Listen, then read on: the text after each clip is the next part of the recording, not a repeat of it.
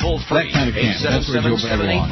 877-785-NEIL. Evil. Pound Evil. on your AT&T and Verizon wireless. The opinions expressed by Neil, his guests, or his callers do not Hey, the people at Toronto Pearson Airport are evil too, the immigration customs people. Now, evil. The Rogers Show on 560 WQAM. The sky is falling.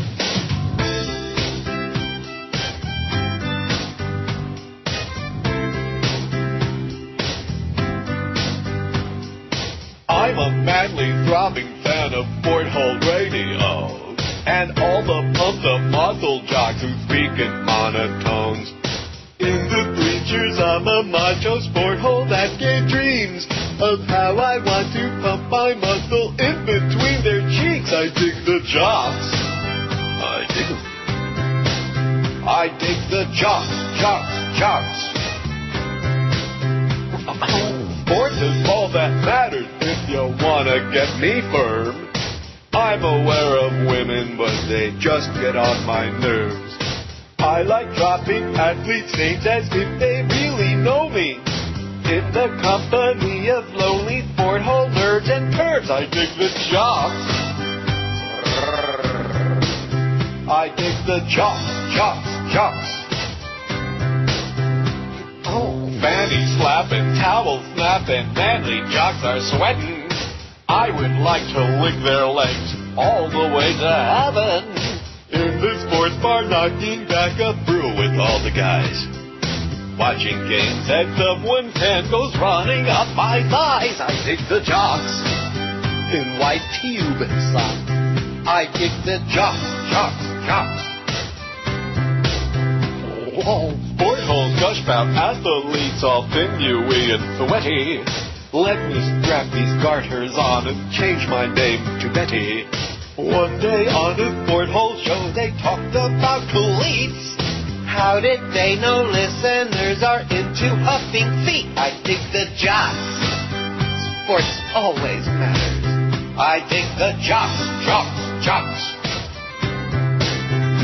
Oh, sports is the only thing that matters. In fact, sports always matters. Nothing else in life is more important than sport.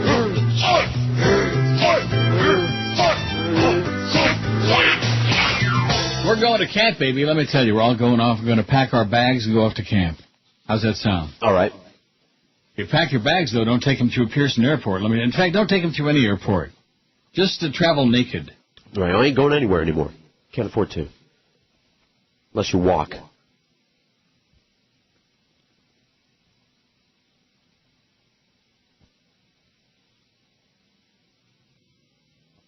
Here's George's poll from yesterday. See, I'm trying to start on an upbeat note because I got nothing positive to say the rest of the 4 hours today. Okay. Is he going to be whining again? Is he going to be complaining? All he does is whine and complain. Whine, oh, my God, they're paying him all that money to whine and complain. That's right. You know something? If they wanted to operate like a real business and treat people like human beings, and we wouldn't whine and complain. We'd say, hey, everybody, how you doing? The sun is shining here. It's a beautiful day. It is. It's going to be about 87, 88. Here's George's poll from yesterday before I get into that memo. I was going to spend most of the time on the trip that I just had. It was an unscheduled trip because, remember, last Thursday people said, where are you going on vacation? I said, I'm not going anywhere. Well, as of Thursday, that was correct. But as of Friday, when Paco got his passport, then it became less than correct. And as of Monday, when we got on the plane, the three of us, at Pearson and headed off to Europe, then it turned out not to be correct at all. 3 days in Rome, 3 days in Amsterdam. Could have been a lot of fun. And you're supposed to say, was it? Was it? No! Oh. What's more pointless? That's your poll from yesterday. In fact, I was thinking the polls would have been a good choice. Then we wouldn't have to do them anymore. Right. I thought of a lot of other options after the fact. You know how that goes. What's more pointless? 886 votes, which is pretty good considering you said you snapped it on there just before the show. Like 3 I did the same thing today, too, because we got back yesterday after just an incredibly bizarre adventure at the airport. I mean, you wouldn't even believe it. I can't believe I survived it. Why is it that old dykes are so bitter and nasty? Nasty bitch. I don't know. But anyway, got back and slept, so I never put a poll on for today. I lay down, actually, see, the mistake was instead of laying down for a nap on the couch, I lay down in bed with the plan being I'm going to take a nap for a couple hours and then get up and do, some stuff. And I lay down at, 8 o'clock at night last night and woke up at 8:15 this morning. 12 hours. I needed it. You got that time change, it's 6-hour time difference? Right, sure. So now my body clock, it's 4:05 in the afternoon, so what am I doing working, for Christ's sakes? What's more pointless, George asked? Braille on a drive-through ATM, 259. Religion, 244. How about if we just have Braille roads and stuff? Sure. Oh, they have these, who was telling me? My friend Dave was telling me about these new little cars that automatically park. Mm-hmm. It's like a smart car or something like that? The smart car, yeah. I don't understand how that works. It has a program in it. If you're going to do parallel parking, you press a button and you program, and it automatically parallel parks. Right, it has little sensors that does it for you. No. And what if it makes a mistake? Well, hopefully it doesn't. Braille on a drive-through ATM, 259. A strong second, religion, 244. Pointless. Once you're dead, baby. You're done. Finished. All this crap with the angels and with heaven. Oh, God. Heaven and hell. You're going to burn in hell, mister. Yeah. Non-alcoholic beer, 206. Decaffeinated coffee, 66. Men hitting on lesbians, 57. Internet romance, 31. And strippers sanitizing the pool, 23. I don't know what that means. Well, you've seen strippers, they swing around that pole. The stripper pole. Sanitizing it? They take like a moist towelette or something like that and clean the pole off before their sessions, some of them. Oh, do they really? Some do. Well, probably a lot of guys clean their pole before the sessions, too. Well, they should. They ought to, yeah. Be a really good idea. Is that Chris Dodd there on, look at that, the Dow is down over 200 points already. And you can see what is happening. You can see, down 208 and dropping, and the S&P is way down, too, for the S&P guy. Guess what? The S&P is down. Bad. Here's my welcome back call, I'm sure. QAM. Welcome back, Neil. We miss you. Okay, here's the poll we got for today. It's an oldie I brought back, but what do you expect? You want me to put something new and exciting on there on my first day back? Huh? And then I got to work again on Thursday, for Christ's sakes. The good news being the first week in August I have off under this deal every year, so George will be on for that week again, too. Aren't you excited? No. Who are the cheapest people, we asked? 141 votes already. French Canadians, 87. Jews, 38. Cubans, 10. And the Dutch, 6. I voted for the Dutch. There's nobody even close to them. Cheap. That's why Amsterdam is so old and stodgy. Well, I voted for the new frogs. Building there since Jesus was a baby. What? I voted for the frog Canadians. Yeah, so did everybody else. Mm-hmm. So anyway, before I go into any details about our trip, I mean, for almost a year now, I've been telling Paco I'm going to take him to Europe, get your documents and stuff. And finally, he gets the passport on Friday, all excited. And of course, when you make a trip at the last minute like that, the airfare is just gigantic, humongous, especially when you go business class. So this thing cost me a freaking fortune. Not to mention, of course, his wild shopping spree in Rome. Don't ever take anybody who's a clothes hog, male or female, to Rome and let him go on a shopping spree unattended. Yeah, that's going to happen soon. What?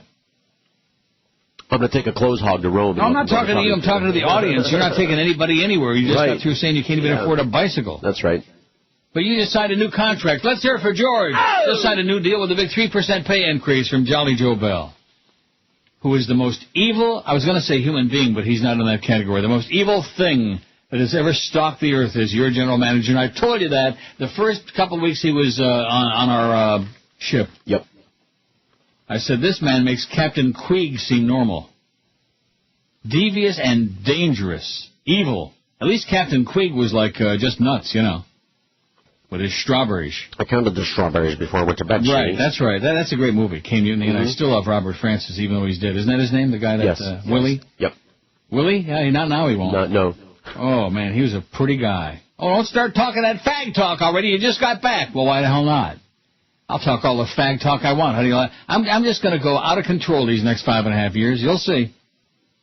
I'm going to talk about whatever the hell I want. And these people who run this company are losers, man. They're afraid of their own shadow. And here's the proof. Now, how much did you talk about this food delivery memo?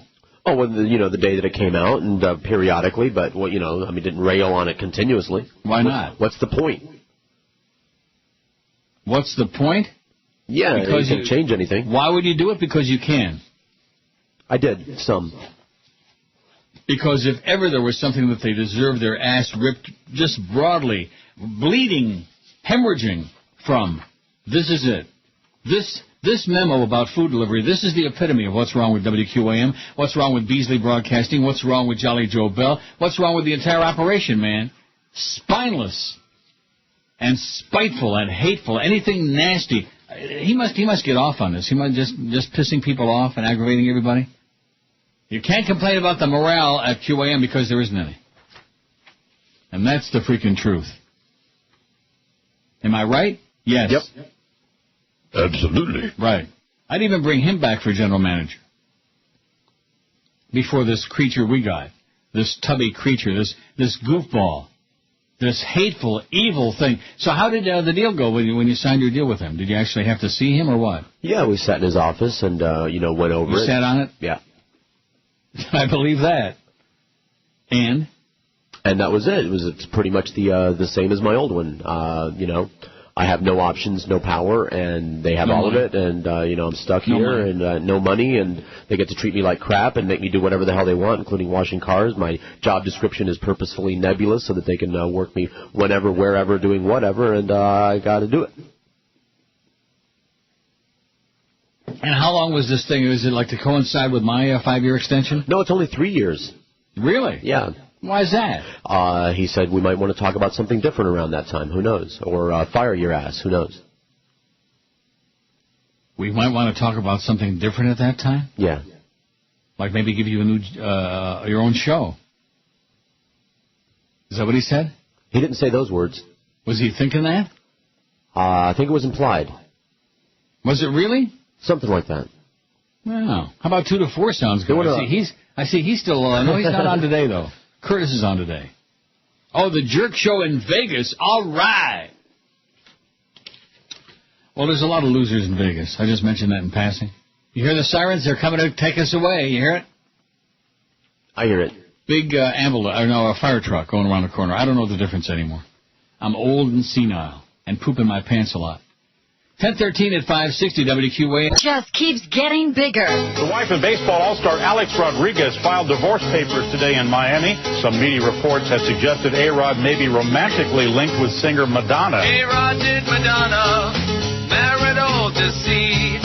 Gonna need a lawyer when you always cheat. Show her the money, you must pay the rest. It's so many women she could smell their scent. Every night you're hunting for some good strange. Always horny, but you've got a prenup.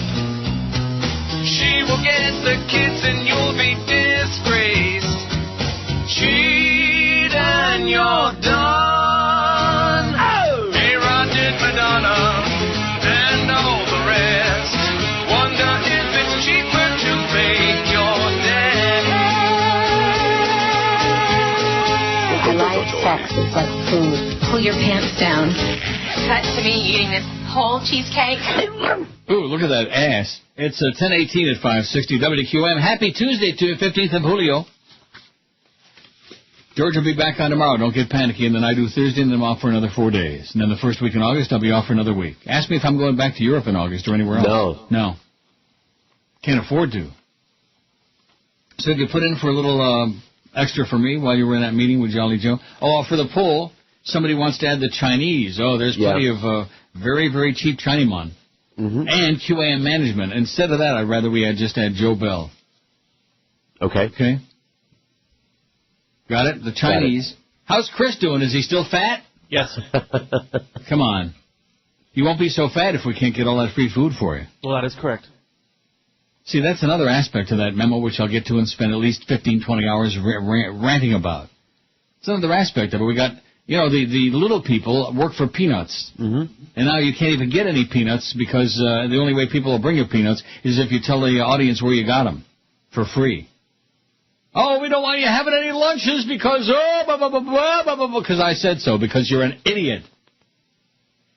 And don't give me all that FCC crap. If you want to make it into a spot, put it on the log, that's all. Remember we went through that at IOD, remember that? Nope. Well, you probably weren't involved back then. You were just a punk. That's right. Now look. Now take a look. Yeah, look at me now. So George just got this. This is bad news on my first day back from vacation. No.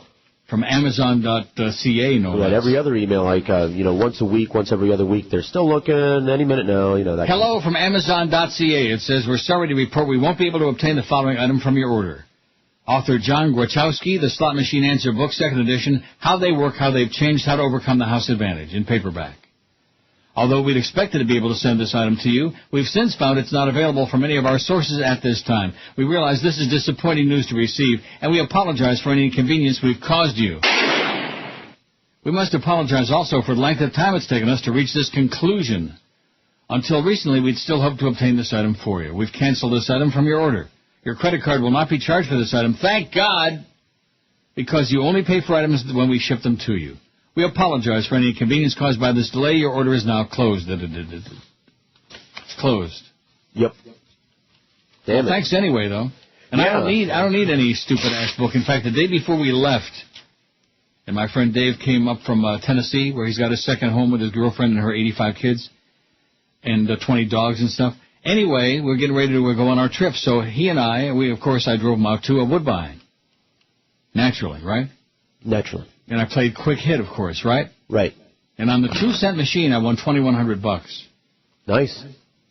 And he just was flabbergasted. Flabbergasted. I just got the touch, man. Don't ask me how. I don't know. I got the touch. And, of course, when you're spending money like I am, you better be winning a lot of money. Oh, my phone's ringing. Hang on. Oh, jeez. I don't have any. Killer music. Filler music. First day back and he's already leaving like that. I know. What a slacker. Wait. Probably bookie. Wait.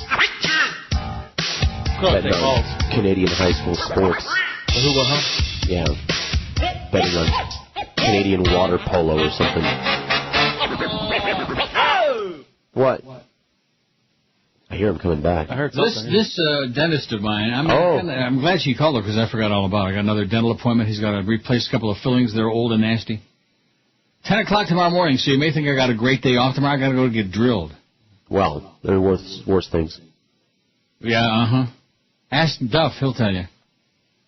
So anyway, here's this memo that came out on July the 9th. Now, let's see, tomorrow's the 16th, so last Wednesday. Week ago tomorrow. Memo to all... Now, because it's the summertime, there are probably a lot of people didn't hear this.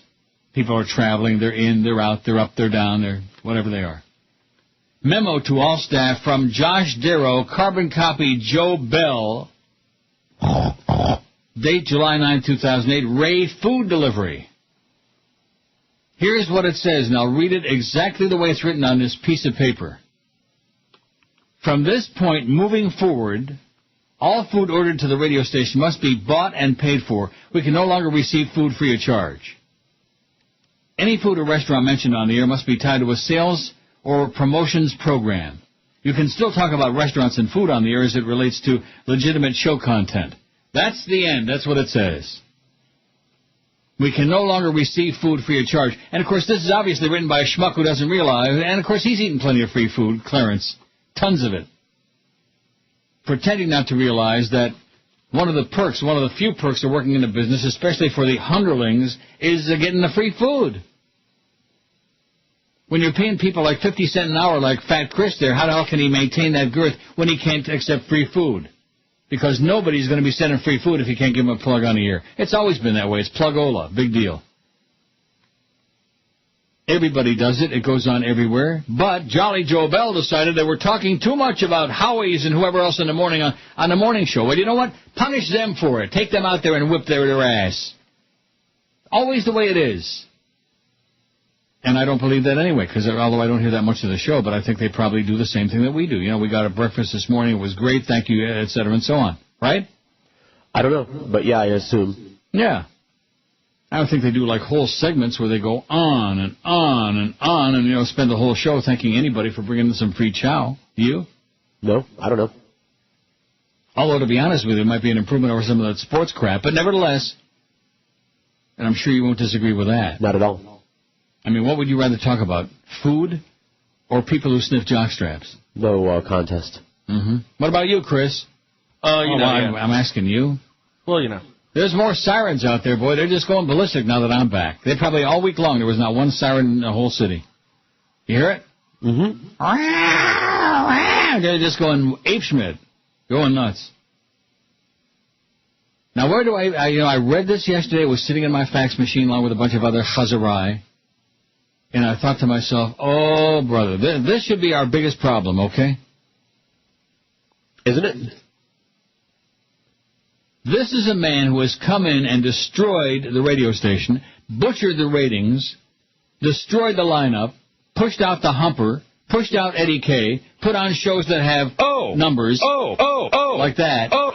And now his biggest thing he's got to worry about is whether we give a plug to the nice people who bring the food in. I mean, it's been this way ever since the day we sat our ass down in this radio station 10.5 years ago. Am I correct? Yeah.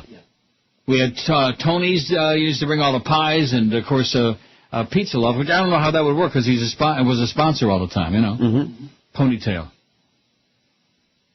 Any food or restaurant mentioned on the air must be tied to a sales or promotions program. Well, what if we got our restaurant thing with Japango coming up Thursday. They'll be bringing in food again. Well, that's what I'm going to do, at least, slowly but surely. What are you going to do? Little by little, make arrangements through the sales department to have a sponsor bring food in every now and again, besides just on Thursday, you know. Do it all on the up and up, if you will. Make sure There's nothing that's not on the up and up about giving a plug. If you want to log it, if you're worried about the FCC, which I'm sure he's not. No, it has nothing to do, though. How can we jeopardize our license when we don't even have one? It has nothing to do with the license. No. It has to do with Joe Bell being what he is. What he is. The worst. Sports leader. The old guy. Way down south, where the mugwumps go to hang from trees and play banjo. You got some who own a station on newfangled radio. Now as North Carolina goes, Raleigh's a big city, you know, and that's where the Beasleys had to go for Jolly Riley Joe. A new GM, he'll do what he can, shake your hand like a friend, then quickly walk away. They had Joe go to 560 with ratings in the toilet bowl to get those flaming sportful moles in order and control. And then so Jolly Raleigh Joe, a buckular and in the know, he lets Mo go, and here's what blows, gives Geldy his own show. He'll make a big change and rearrange. It's worse or the same. He hasn't done a thing for what goes on the air at 2. Joe don't have a stinking clue about a format that essentially blows sport hole radio. No. The GM of 560, Jolly Raleigh Joe. 1032. He's done a heck of a job, baby. 2.5 years of butchering. He's like, remember Leave It to Beaver, the Cleaver family? Sure. He's got the cleaver. And he's chopping and slicing and dicing and chewing and, Now, before I get back, at the end of the segment there, I said it's not about the FCC, and you said, no, it's not, which implied to me that you know what it's all about? Sure. What is it all about? He thought that the shows, particularly the morning show, was spending too much time giving free plugs to people that weren't buying spots on the station, and so he put a stop to all of it. No. Too many plugs to people who were buying spots on the station? No. Bringing free food. Bringing free That's food. not what you said. There was too much, sorry. What I meant to say is too much free food for plugs going on here. He's full of crap. And once in a while I'll say, you guys get food in today? You say, thanks to Howie's or whatever the hell you say, and that's it. How long does that go on? About 5 seconds? Apparently it was the morning show that went what he... So what the hell have we got to do with the freaking morning show, huh? That's what I'd like to know. Huh? I guess he didn't want to have a double standard. Why can't they just, like adults, instead of making these stupid memos, why can't, like adults, they sit down, they have all their ding-dong school sessions all the time, and say, oh, by the way, guys, cut it down, chop it down. Like George Washington and the cherry tree, chop it down. That's not draconian. That's no fun. A-hole. Miserable a-hole. This takes us back to the day at IOD. Was it Boy Gary or was it Steve Nickel? It was Boy Gary. No food in the studio. I joined the show right after that memo. No food in the studio. Right. And I said, your mama. Right. Your mama.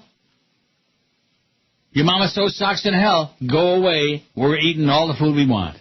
I mean, it's a midday show. We're on from 10 to 2. That's, generally speaking, lunchtime for most people falls in that category, in that time frame. WQAM, hello. Neil, please. Speaking, please. Hey, Neil. I was wondering what you thought about the front cover of the New Yorker magazine yesterday. Well, what is there to think about it? It's obnoxious and grotesque and right-wing crap. Well, what else is there to think about it? Consider the choice. I agree. Well, is it a debatable point? You say, well, I don't understand. Is it debatable? I think we should have you on the front page of the New Yorker in Amsterdam with a big joint in your mouth and a wiener in your butt. Here's a fact that says, and of course, hopefully this is wrong. I mean, talk about going from the frying pan into the fire. I bet you they're right. What, Dave LaMon is coming to do 2 to 4? Sounds right. It isn't going to be DA. Well, why would it be DA when he's got a point on at night, even though he's following dead air? Because he talks Gump. Then, okay. I don't think so. It's good enough for them, but no, it's not going to be. No, let me tell you, even point, no, that's not good enough for anybody. The fax says, hey, Neil, I heard that Dave LaMon was canned from WBGG and WIOD. Maybe Joe Bell is hiring that gas bag from 2 to 4. Gas bag is right, man. You talk about farts a lot. That's his claim to fame, Dave LaMon. Also, in addition to which is just, he was a sports nerd guy. He was like, and all of a sudden he's doing the morning show on IOD, and he's doing this, and Dave LaMon! Right. Where the hell did that come from? I pulled it out of my ace. Evidently. I don't think I got that. Yeah, you do. QAM-real jingle number 20. What? What? You have it. Number 20? Yeah. Let's keep scrolling. Dave LaMon! Oh, I got it. And then there's always Ed Kaplan. And even the Florida Marlins. Oh, not them. The Marlins. Anyway, this also says, saw your buddy Rick Shaw is promoting a charity concert called Geezerpalooza. Geezerpalooza2008.com. Attaboy, Ricky Ticky. Keep him busy, man. Keep active. Keep spending that money. The economy needs our help. I sure as hell just spent a lot of money. Oh, my God. And then it says, from Beasley Broadcast Miami, Beasley Miami broadcasts pirate radio, licensed and legal. Whoa. Did you talk about this? No, I just saw this. I don't know that. Beasley's Miami cluster is pleased to announce that through the technology of HD radio, Power 96 on Friday began multicasting unique programming on its sister station, 96-2 Pirate Radio. The HD2 broadcast is available for free in crystal clear CD-quality sound for those with access to an HD radio receiver. Pirate radio refers to those pesky unlicensed radio stations, not uncommon in Miami, that pop up illegally overnight and interfere with legitimate broadcast signals. Taking irony to a new level, Miami's Rhythmic CHR Power 96 has introduced 96-2 Pirate Radio, an HD2 channel airing the hottest reggae, calypso, dancehall, soca, and roots.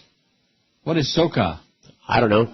Island sounds, with sassy delivery and imaging that capture the essence of pirate radio while abiding by the rules.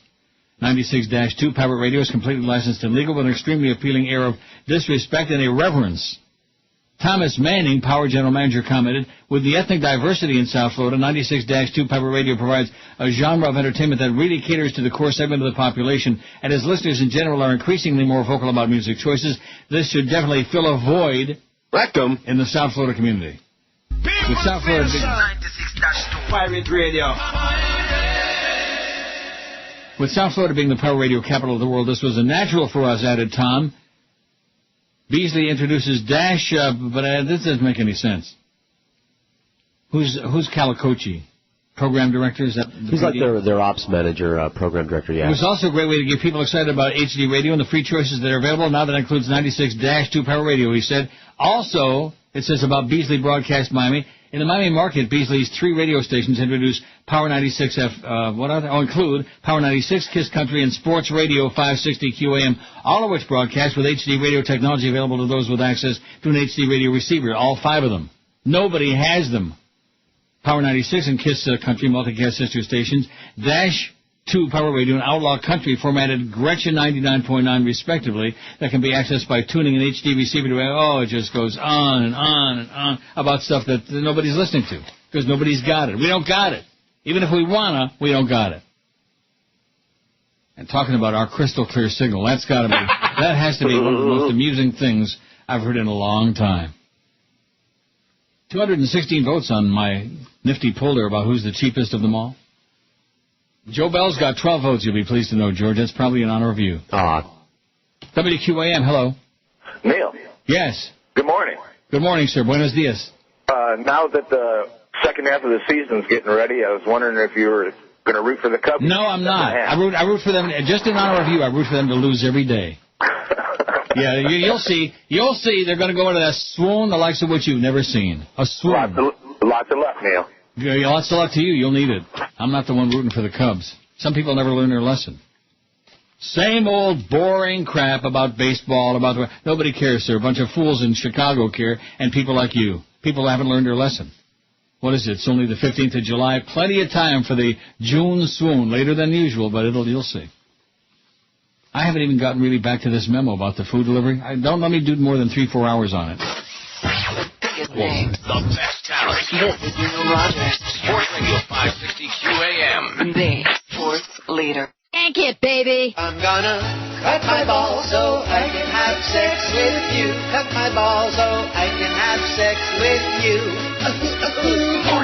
I'm gonna cut my balls so I can have safe sex with you. Ouchie, ouchie, ouchie, ouchie. I'm gonna cut my balls for a no-stress, trouble-free sprue. Ouchie, ouchie, ouchie. I wanna bang every gal in town. Not your average sweeter clown. I'm gonna cut my balls so I can have sex with you. Now I'll be free to leave without the fear of pregnancy. Such entrapment will stop. Once that I get chopped, I'm gonna cut my balls, 'cause I hear the pain ain't that bad. You gotta wait is all and wear a feminine pad. Don't care if it makes my voice real high. I'm gonna cut my balls so I can have sex with you. Cut my balls so I can have sex with you. Ouchie, ouchie, ouchie, ouchie, ouchie, ouchie, ouchie, ouchie. 10:46, 14 before 11 at 560 WQAM. Let's take a look at that schedule. Good news. Yeah. Curtis is on 2 to 4 today. Oh. No jerks today. He must be en route because he's doing a show tomorrow, I see, from Vegas. Oh, my God. Maybe he'll stay there. And then Thursday and Friday, he's doing a show the rest of the week in Vegas. What's he doing in Vegas, Chris? I have no idea, actually. See, when you say it usually indicates that there's going to be some answer. You know? Yeah, well, I asked a couple people the other day, and they didn't know either, so. Maybe he's moving there.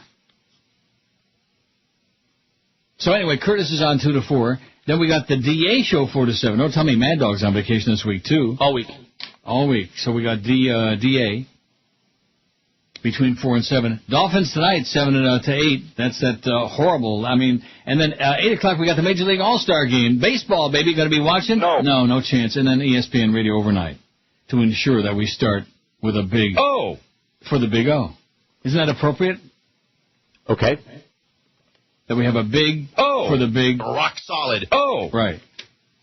Look at all the votes we got in that poll already, man. We might get 300 today. 228 vote. Who are the cheapest people in the world? French Canadians, 120. Jews, 63. Cubans, 17. Joe Bell, 16. Attaboy, Jolly Joe. Speaking of slicing your nuts off, Dutch 9, and Chinese 3. You know those real sharp, old-fashioned razors that they use like in barbershops to shave you with?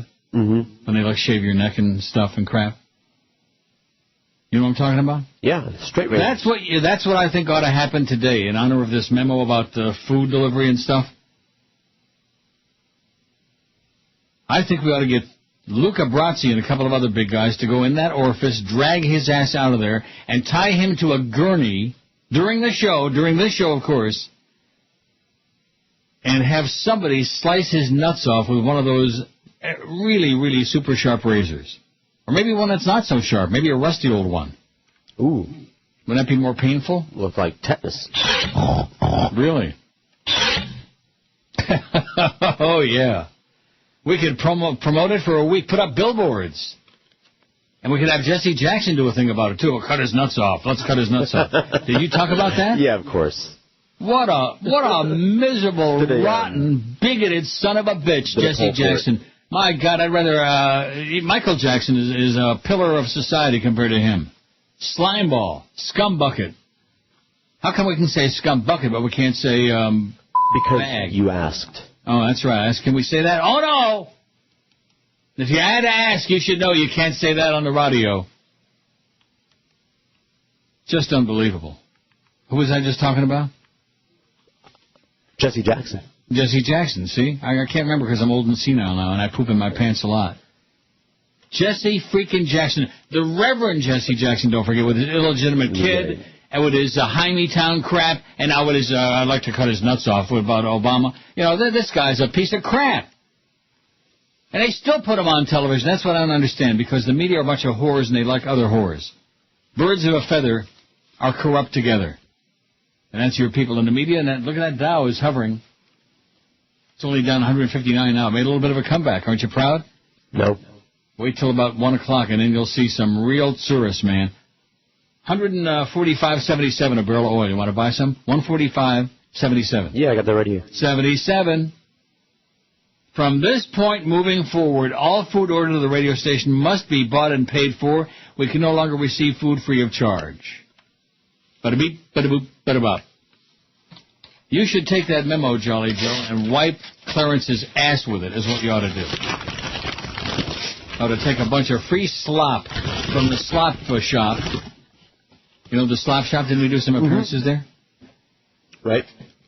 With Preston and his hen and those big elephants that used to, like, fart a lot and take big dumps in the sawdust in front of us there. Mm. Oh, my God. What a pleasant environment that was to do a show in. The slop shop. Better not say it, though. They might be back on the air someday. Whatever happened to him? Did they put him away somewhere or what? No, he got out. Preston's hen? They hauled him off, but let him back out. I thought they were going to put him in a loony bin or something. They were going to. And then they said, oh, no, that cell's reserved for Jolly Joe Bell in that cell. And wouldn't that be swell? I'd like to see his big ass swell after he chopped his nuts off. Now, I bet you would do it. You won't say it on the air, but I bet you would do it. Sorry, my mouth's full of food. I see. Oh, a mouthful of food from where? Mm-hmm. Oh, I don't know. It came from outside somewhere. All right. Somebody brought me some. No, they didn't. You went out and got your own. Chicken noodle soup here. And what about Chris? What are you going to be doing from now on? I guess I'll be bringing something from home. Bagging the lunch. Bringing a sandwich. Now, is that going to improve your morale? Are you going to feel better about coming to work, the fact you got to bring your own damn food? You know it. Oh, sure, of course. Anybody who ever even walked into a radio station, even if it was just to pee in the tea room or on the floor, anybody who ever even walked to a radio station knows that one of the perks that everybody knows about is getting free food. One of the very few, as a matter of fact. Free food. And this man, again, in his never-ending attempt to depress the folks inside and outside, is playing Butch Boss again. No more of that! No more of that! Can't do it!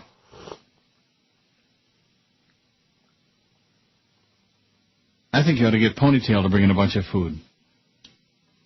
And I'll go ask the sales department. Ask them what?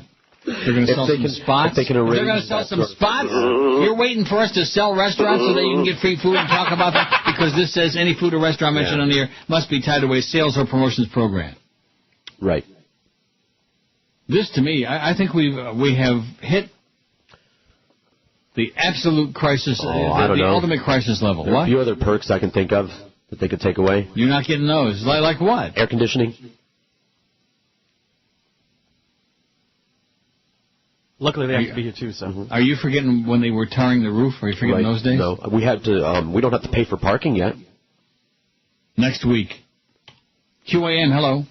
Hey, Neil, how are we doing, brother? Okay, sir. Good, welcome back. I just tuned in and heard about the food thing. What's the reasoning behind that? The reasoning, let me give you one quick answer, okay? Joe Bell is a hard ass. I just don't even understand his angle. I mean, Cool. Another thing, I was thinking about a way to get around it. What about if you just gave the guy $1? What? Yeah. You know, just say, here's $1. We paid you. Discount. I don't know. Ain't gonna cut it. Okay. Second thing, too, on the New Yorker, you were talking about the cover. Mm-hmm. I saw a thing in the nightly news last night. They were talking about it. I guess I didn't see it, but I guess there was a caption over the picture that said something along the lines like the politics of fear. And the cartoonist was defending himself, saying he was actually mocking the Republicans and their fear that, you know, Obama's he's a crazy Muslim and so forth and so on. So there is one side of the story that it wasn't angled the way it kind of... There's only one side of the story. It's unacceptable. It's garbage. It's crap. Okay. And I also wanted to thank the president for the really low gas price. Okay, you're welcome. There he is now. Our system, it is the consumer that drives our system. It's the the consumer, which don't have any money anymore and can't even afford to gas up anymore, thanks to you and your raghead buddies. What a miserable, talk about a bastard. Him and Jesse Jackson and Joe Bell. Oh, my God. That'd be a good contest. By the way, a lot of people died while I was away. Tony Snow died. Yeah. Hubba bubba. And Michael Dr. DeBakey died. Right. The brilliant brain surgeon. A great man. 99 years old. Sure. Wasn't that something if you're like, you know, probably I would think psychologically you're hoping you make it to 100 if you get that old in your 90s. Mm-hmm. And then you make it to 99 and then, like. I'm dying over here. Like that. Mm-hmm. Who else died? I don't know. No, yeah, you do. Well, Jesse Helms, but you were on. Were you still on? Jesse Helms died just before. Yeah. Oh, my God. Now, there's one we can all have a big party about. Sure, and I did. Almost enough to make you believe there's a God. And then you realize that we got Jolly Joe Beller at QM, and you know there's no God. There's only... No God! That's it. There's no God when you got Joe Bell crawling around, defecating all over the universe. That's what he's done. He's come in and he's taken his pants down and done a big, gigantic dump all over QAM. I can smell it all the way up here. Oh, God. Talk about beans for freaking breakfast. Jesus. Name. The best talent. This is Neil Rogers. Sports Radio 560 QAM. The sports leader. This is the Neil Rogers Show. Oh, my God. This is your brain. Any questions? Good morning, Americans. It's Paul Harvey. Stand by for news. A golf course was seemingly haunted by a malicious, evil leprechaun who exploited the ambitions of the poorer players. He popped up beside one unfortunate man who was participating in a club championship. Look, he said, if you agree never to court a woman, flirt with a girl, or marry, I will help you win. Done, said the young golfer. The leprechaun was very pleased with his conniving ways and chuckled merrily. When the golfer was in the clubhouse being praised by the other members, the leprechaun popped up on the shelf of the locker and said, "Hey, I have to have your name for my records. What is it?" Adjusting his collar, the man replied, "Father Murphy." Now page 2. A man has 6 children and is very proud of that achievement. So proud, in fact, he starts calling his wife Mother of 6, in spite of her objections. Well, one night they go to a party and the man decides it's time to go home and wants to find out if his wife is ready to leave as well. He shouts at the top of his lungs, "Shall we go now, Mother of 6? His wife, finally fed up with her husband, shouts back, "Anytime you're ready, Father of 4, Paul Harvey." Good day. Oh, and guess what movie I watched on the plane? On the plane. I give up. Based on the recommendations of some crazy people in this audience, and you told me you saw it, so we can discuss this intelligently. All right. Or not. There Will Be Blood. I never saw that. I thought you said you'd seen it. I never heard of it. Maybe Chris saw it. Maybe jog my memory a little. I've heard of it. I haven't seen it. Daniel Day-Lewis, railroad entrepreneur or whatever. Uh-huh. One of the most annoying, depressing, morbid... it's by the guy that did, what's his name, Paul something Anderson? What's his name? Whatever his name. He did Magnolia. Oh. Which I love. This, I hate. I never heard of it. And I hated it so much that on the way back, I watched it again just to make sure it was as bad as I thought it was the first time. Well, if I saw it, I completely don't remember any part of it, including the title. It's about the guy who was the oil guy. The oil prospector back in the late 19th century. No, never saw that? Never saw it. And about his supposed son, who turns out that he just picked him off a carriage somewhere. What do you call him? Bastard in a basket.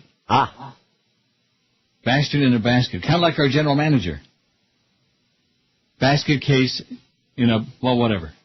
So, and the movie is just incessantly loud music, loud violins, and just louder and louder to the point where I really think for the first time in my life I felt watching this I could go mad. You know what I mean? It could just drive you insane. Mm-hmm. And it would be one thing if the music coincided with what was happening on screen. Yeah. But it never did. Huh. Thanks for the warning. You follow what I'm saying? Yeah, I know. Oh, don't listen. I beg you, don't do it. And those idiots that called, oh, Neil, you got to see this movie. It's from last year. There will be blood. It's really great. Right up your alley. Right up my alley with what? Well, wrong alley, I guess. And you talk about a movie with no ending. The ending is inexplicable. Inexplicable. Oh, my favorite. It's just like, okay, well, what happened? Besides, he just smashed the guy's head with a bowling pin and killed him. And his assistant comes down. Oh, Mr. whatever his name is, I guess I'm done. With whatever chore he was doing. In other words, just oblivious to everything that was going on in front of him. Mean, nasty, miserable bastard. Who was, and of course some of the workers in the oil drilling, they fell into the thing and got killed. And he didn't give a crap, Just and then there was, of course, the preacher kid. Can't think of what his name was. Not that it makes any difference. Preacher kid. Crazy evangelist screaming at him. He's doing exorcisms and all kinds of crap. But don't worry, he killed him in the end anyway, so. The evil guy. Oh, good. Daniel was it Proudfoot or something? No, not Proudfoot. That's an Indian name. Don't say that. Sorry. I don't want to get and lumped in with Defoe and have people think I'm a Indian killer. Like that. Daniel something. Plainview, I think that's the name. All right. It just goes on, and it's dark. It's really dark, Oh, yeah, I hate that. Don't you hate that? Like darkly filmed, like you... Right. Like you're going blind. That's right, like you're thinking, when is it going to be like some daylight here, like something? No excuse for that. It is so dark that there are scenes where the screen is just almost black. Great. Like the opening scene in The Godfather, of course you do. Mm-hmm. If there's any criticism I have of that whole movie, it's the very beginning. It's shot so dark, you can barely see anything, and you can also barely hear the audio. Am I right? Yep. There will be blood, my ass. Well, that depends on what you eat. WQAM, hello. You drink my milk. WQAM, hello. WQAM, hello. Hey, Neil, that movie sucks. Yeah, no kidding. I can't believe I went to Blockbuster and rented that crap hole. I was going to call you the day that everyone called and was complimenting it, but I'm going to open my mouth too soon. Yeah, I don't see those people calling today to give me a rebuttal about how bad it was. It was just garbage. Garbage. The only good part was that preacher at the end with the pin. That was it, man. Yeah, when he killed him with a bowling pin, I like that. He deserved it. I don't mind ruining the movie because I'll save them. I'll do them a big favor by saving their eyes. Yeah, he's doing them a favor, man. And the reviews that movie got, I don't understand. It was just talk about pseudo-intellectual, man. So, yeah, pseudo-intellectual. Now, even pseudo-intellectuals wouldn't like this. It's impossible to like. There was no point to it. There was no point to it. And the first 15 minutes, I almost turned it off because all it was drilling for oil, no conversation, and just lame, Right, and a lot of loud music and frantic violin music, louder and louder and louder, and just could drive you in. Am I right? You're correct. I agree. Thank you so much. Hey, take care and welcome back, Neely. Okay, thanks. Well, there you go. There's one right off the bat, because the people that called in to recommend, and they were, oh, you got to see this, you're going to love this. I hated it. Not only did I hate it, but I watched it the second time just to be positive. I hated it that much, and guess what? I did. Hated it. Not as much as I hate Jolly Joe Bell, but I hated it. WQAM, hello. Hi. QAM, hello. Yeah, I'm your friend. Yeah, okay, good. Very, very weak. He's got a new accomplice there, a bad one. Bad one. Oh my God. Start imitating that. Wow, if that's where you need to go to get your material, I'd say, that would be a good idea. I used to wonder if there was anything lower than that. Just like Daniel's fake brother that was in the movie, too. This guy showed up, claimed to be his brother because he wanted to get all that money, you know? Mm-hmm. Wasn't really his brother. You know what he did? Oh, geez. Well, he was a hard-ass guy, you know. He didn't take any crap from anybody, and if you did, crossed him like that. WQAM, hello. Movies are supposed to have a story. That movie didn't have a story at all. That's what was wrong with it. Yeah. You didn't care about any of the characters. That is correct. Except when he snatched Treat's face in. That was awesome. Mm-hmm. No Country for Old Men was the best movie of last year. That's it. Okay. No, it wasn't. Thanks. Don't watch it. You'll regret it. Really? Talk about non-ending, unacceptable. A good movie right up until it didn't end. Right up until they stopped telling you what was going on. Maybe you ought to watch this one. I might. If it comes on cable, I'll... See, I like Daniel Day-Lewis. He's always a good actor. You know something? There's nothing to like. Not the acting, really? Not the story, because there isn't any story. It's just about a guy who's, a prospector and a crook and a money grabber and a lunatic, and that's it. He just keeps doing all these horrible, unacceptable things. And there isn't a single character, even the kid who he loses his hearing. There's an explosion, where they're drilling, and he winds up losing his hearing.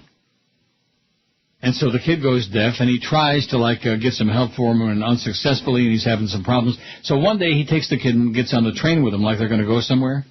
Yeah. And then he he mouths the words to him, I have to go talk to the conductor. I'll be right back. Stay here. And he pats him on the head, and he takes off. He abandons his kid. Nice. Which turns out not to really have been his kid anyway, some bastard from a basket. And then later in life, they show a scene many years later when the kid is early 20s, and he's going to go going to go to Texas with his bride-to-be, and walks out. Huh. And Daniel keeps screaming, "You're a bastard in a basket!" Of course, he can't hear him anyway, so at least he didn't hurt his feelings. What? WQAM, hello. Yeah. Yep. It's based on the Upton Sinclair. Yeah. You there? I'm here. I'm listening. Oh. It's based on the Upton Sinclair novel, Oil. Yeah. That's the story. There isn't any story. You ever hear Upton Sinclair? Yeah. Did you see the movie? Yeah. Did I ever hear of Upton Sinclair? No, I heard of Sinclair Lewis. No? Well, what are you talking about? Are you some kind of a moron? No, there's no story. What is the story? What do you want me to capsulize it in this phone call? You watched it? I want you to tell me what the story is. You are the worst movie critic. Yeah, well, what's the story? Yeah, what's the story? What do you mean, what's the story? What is the story? What more don't you understand? You could have already told us 5 times, but you keep all you're doing is obfuscating because you know there's no story. I haven't seen the movie. Oh, yeah. What's your question? That was great. Remember Robert Q. Lewis? Yeah. I think he was kin to Upton Sinclair. Lewis. This corn sure is special, ain't it, Lewis? I'm going to tell you, if anybody, seriously, if that's my challenge, I know nobody will meet it. If anybody can call in here and tell me why they recommended that movie or why they like that movie, I think Joe Bell ought to come to your home and give you a whole bunch of money, a big bag of money. Biggest names. The best talent. This is Neil Rogers. Sports Radio 560 QAM. The sports leader. I'm not getting any cell phone reception. Maybe I should drive so we don't all die. I'm trying to use the phone. Starting like a maniac. You got a little phone in your pocket going ding-a-ling-a-ling. Can't call you on the cell phone, baby. You're too busy driving. You drive and talk. It's a dangerous thing. Always the swerving. It's unnerving. Driving like you had a drink. One hand on the phone, the other gesturing like hell. I said just hang up and drive and keep your hands off your cell. It's got to be dangerous. You can text message me anytime. You are You're the most dangerous man I've ever met, and you're wacky. And you're going to plots. Well, you won't because you didn't see it yet. No. IMDb, you know what the readers give There Will Be Blood? I give up. Out of 10, they give it an 8.4. That's one of the highest scores I've ever seen. Ooh. There will be blood. There should be blood on the hands of anybody who recommends it. Paul Thomas Anderson, that's his name. I was pretty close. He did Magnolia, which was great, and he did this, which is an abortion. It won 2 Oscars, another 47 wins, and 41 nominations. Daniel Day-Lewis is Daniel Plainville, and then a bunch of people that nobody ever heard of. I don't know who any of these other people are. Kevin Bresnahan, Jim Meskimen, Erica Sullivan. You ever heard any of these people? No, not right offhand. Randall Carver. Well, Daniel, you and I are good friends, Daniel. We go back a long time, Daniel.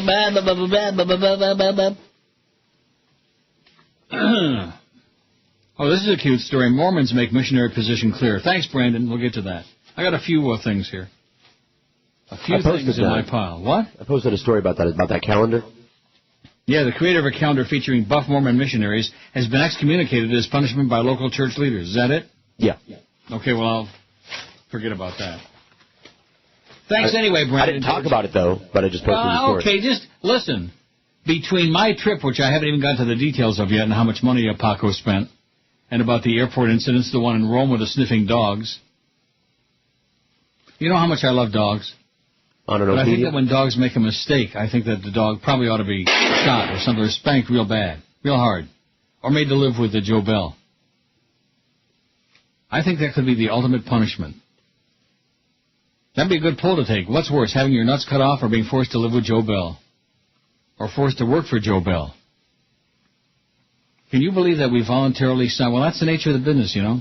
I heard Joe Rose this morning talking about newspaper, they're cutting back. Everybody's making big cutbacks. And by the way, thank you, Mr. President, for those low gas prices and for the great economy. Strategy to meet the challenges of a new and dangerous world. There's your next president, whether Jesse Jackson's going to cut his nuts off or not.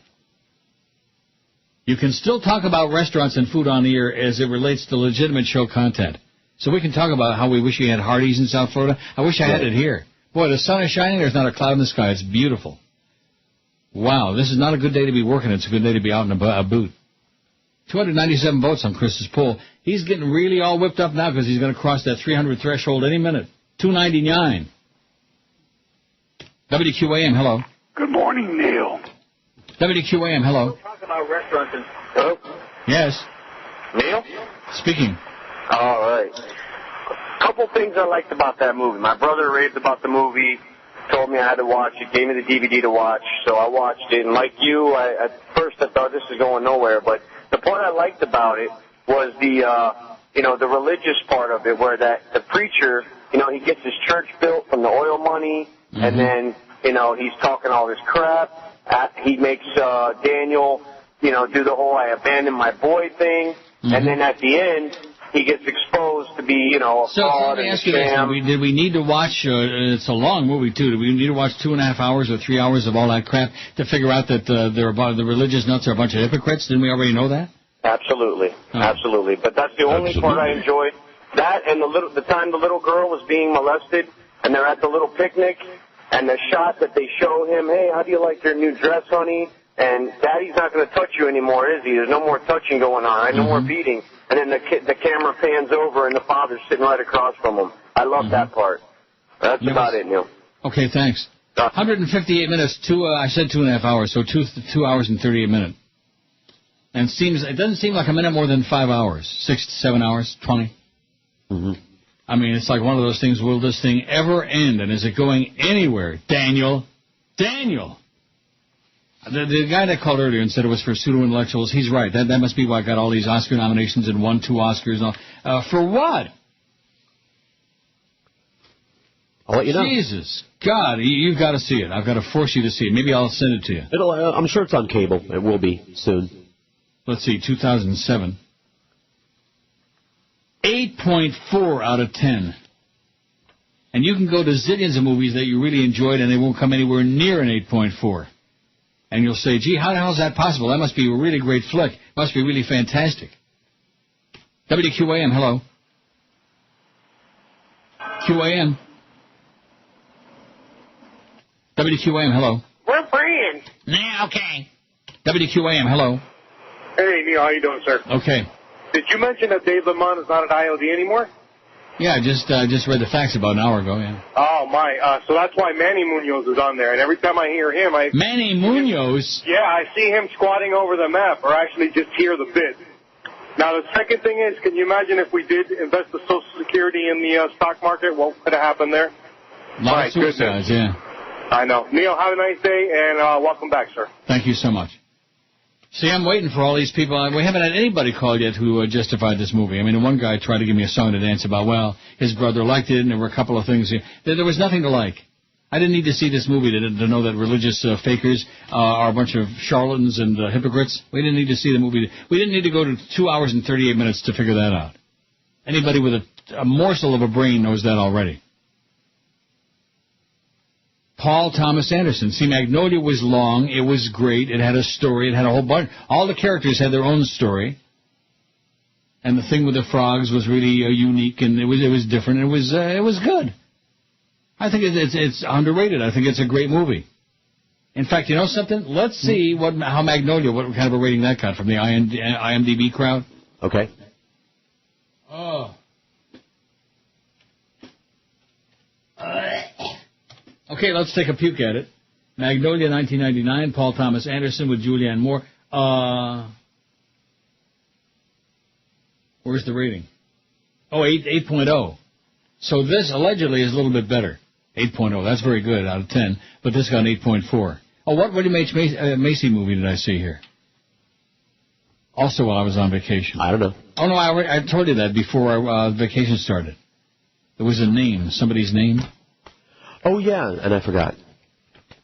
By the way, I'm having trouble faxing to you. I don't know if it's something wrong with us. Oh, let me take a puke at it. Something. Must be on your end. Let me look. No, nothing wrong here. Got my dial tone sitting there.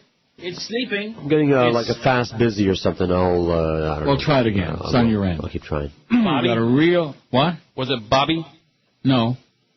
Keep looking. Dougal? No. No. Edmund? Edmund, that was it. Edmund, who came to a bad end. And then the end of the movie, by the way, I won't tell you. No, and that's it was bizarre. I wouldn't say it's good. About a fortune teller? Yeah, she screws up his life. 309 votes on the poll. Chris is going home now. He's got over 300. He's very, very pleased. See you tomorrow. Yeah, he's got to go out to get lunch. He can't get any brought in there for free. I mean, it's just another shtuch, man. It's just another stab in the back. The idea that the people who work their asses off, who are getting paid the least, who've got very little to look forward to in that place, where the morale is non-existent these days. Oh, you think you're going to get those free meals anymore? Well, forget about that. Anything we can do, there comes the facts. Anything we can do to make you unhappy. That's Joe Bell's philosophy. Lose at all costs. I'm telling you, he's got to be on the payroll across the street. Didn't I tell you that a long time ago? Gotta be. Him and Clarence and Joyce, they must be on the payroll. Let's see. Here's from Phil in Gainesville. He says, I thought There Will Be Blood was pretty good. Much, much better than No Country for Old Men, which was unbelievably overrated. One of the worst movies I've ever seen. The last 30 minutes of No Country for Old Men was incomprehensible. Well, I would say that all of There Will Be Blood was incomprehensible. Here's one. It says, while you were away, the news was, well, you know who sent you that fax? It was, I was the first day on vacation. And I faxed that story to you about your gay governor and how he's engaged to a woman now, so he's got a wife and now he can run for VP. And I hope that McCain picks him and all his ex-boyfriends come flying out of the closet. It says, guess he's registered at Gay Mart in Wilton Manors or Bed Bath & Beyond. Yeah, he's a screamer, no question about that. But he's getting married now, Charlie Christ, so... that sure proved it to me. Did you post that? I think I posted that story. Yeah. And then I sent you the sarcastic one about he's marrying his beard. Did you get that stuff? Yep.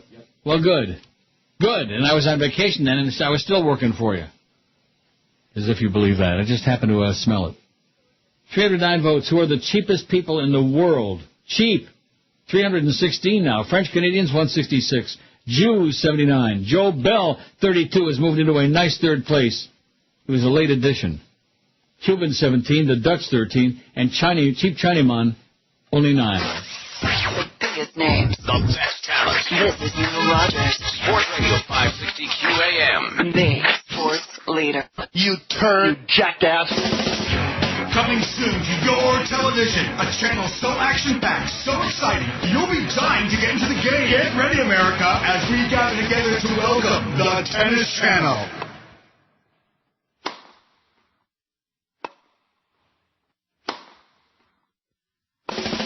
Feel the burn. Oh, yeah.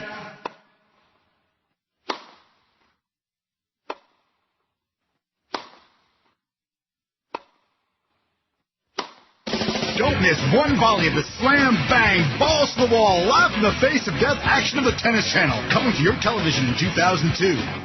This announcer is not responsible for making the Tennis Channel seem any more interesting than it really is. Consult your local cable provider on how you can block this channel from your cable service. 11:32 at QAM, 28 till noon. We got who we got? Curtis for what's his name? Jerks. What's his name? Yeah. Whatever his name is. Yes. So you're starting all these rumors that Dave LaMon's replacing him and all these other people. Why are you doing that? Why? Try to get him canned? I know they don't like him. No, I'm not going to can him. Why not? Because I don't give a crap who's in that time slot. Kind of a crappy attitude is that? Just because we work for a moron, just because we work for a butcher. How about we put a sign on the door down there, on the front door? Joe Bell's Butcher Shop. He's a real cut-up. Something like that. Anyway, I found a review, B-side blog. I mean, I'm sure that there's a zillion. I could look on the reviews on IMDb, and all the suits will say, "Oh, this is the most brilliant piece of filmmaking." You know how that goes. So anyway, whoever writes this blog says, since it's both raining and the end of the week, I decided to treat myself to an afternoon of viewing of the film that many critics are happily plopping on their top 10 lists of like a bucket full of sweet, sweet crude oil. And he's talking about there will be blood, but a beep, but a boop, but and then I tried to print this out, it didn't print out. And you know what? That's good. But I'm more than willing to listen. Maybe I'm just too stupid to understand it. Maybe I'm just a fat old slob. Yeah, I don't understand all these great intellectual, pieces. Well, you like Magnolia. It must have been over my head, though. This one. There will be blood. And there should be. 5670560, pound 560 on the Verizon Singular Wireless line. WQAM, hello. Hi, Uncle Neil. Yes? Hi, Uncle Neil. Uncle Neil, I just want to thank our... If you say Uncle Neil one more time, we're going to come to your house and blow your brains out if we can find him. What do you want? I just want to thank our lovely president for the... Yeah, okay, great. WQAM, hello.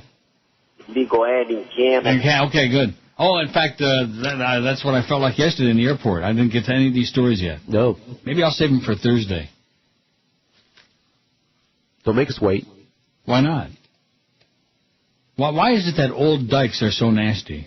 Is it because their life is so miserable and hateful and full of crap? I don't know. This old dyke at immigration yesterday at the Pearson Airport, she was the nastiest bitch who has ever stepped foot on the face of the earth.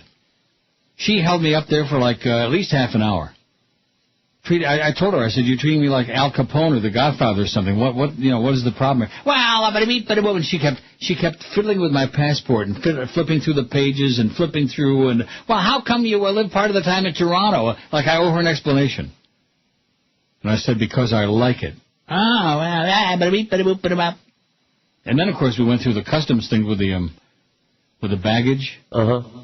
Where they opened up every one of the bags and went through everywhere. It's just insanity.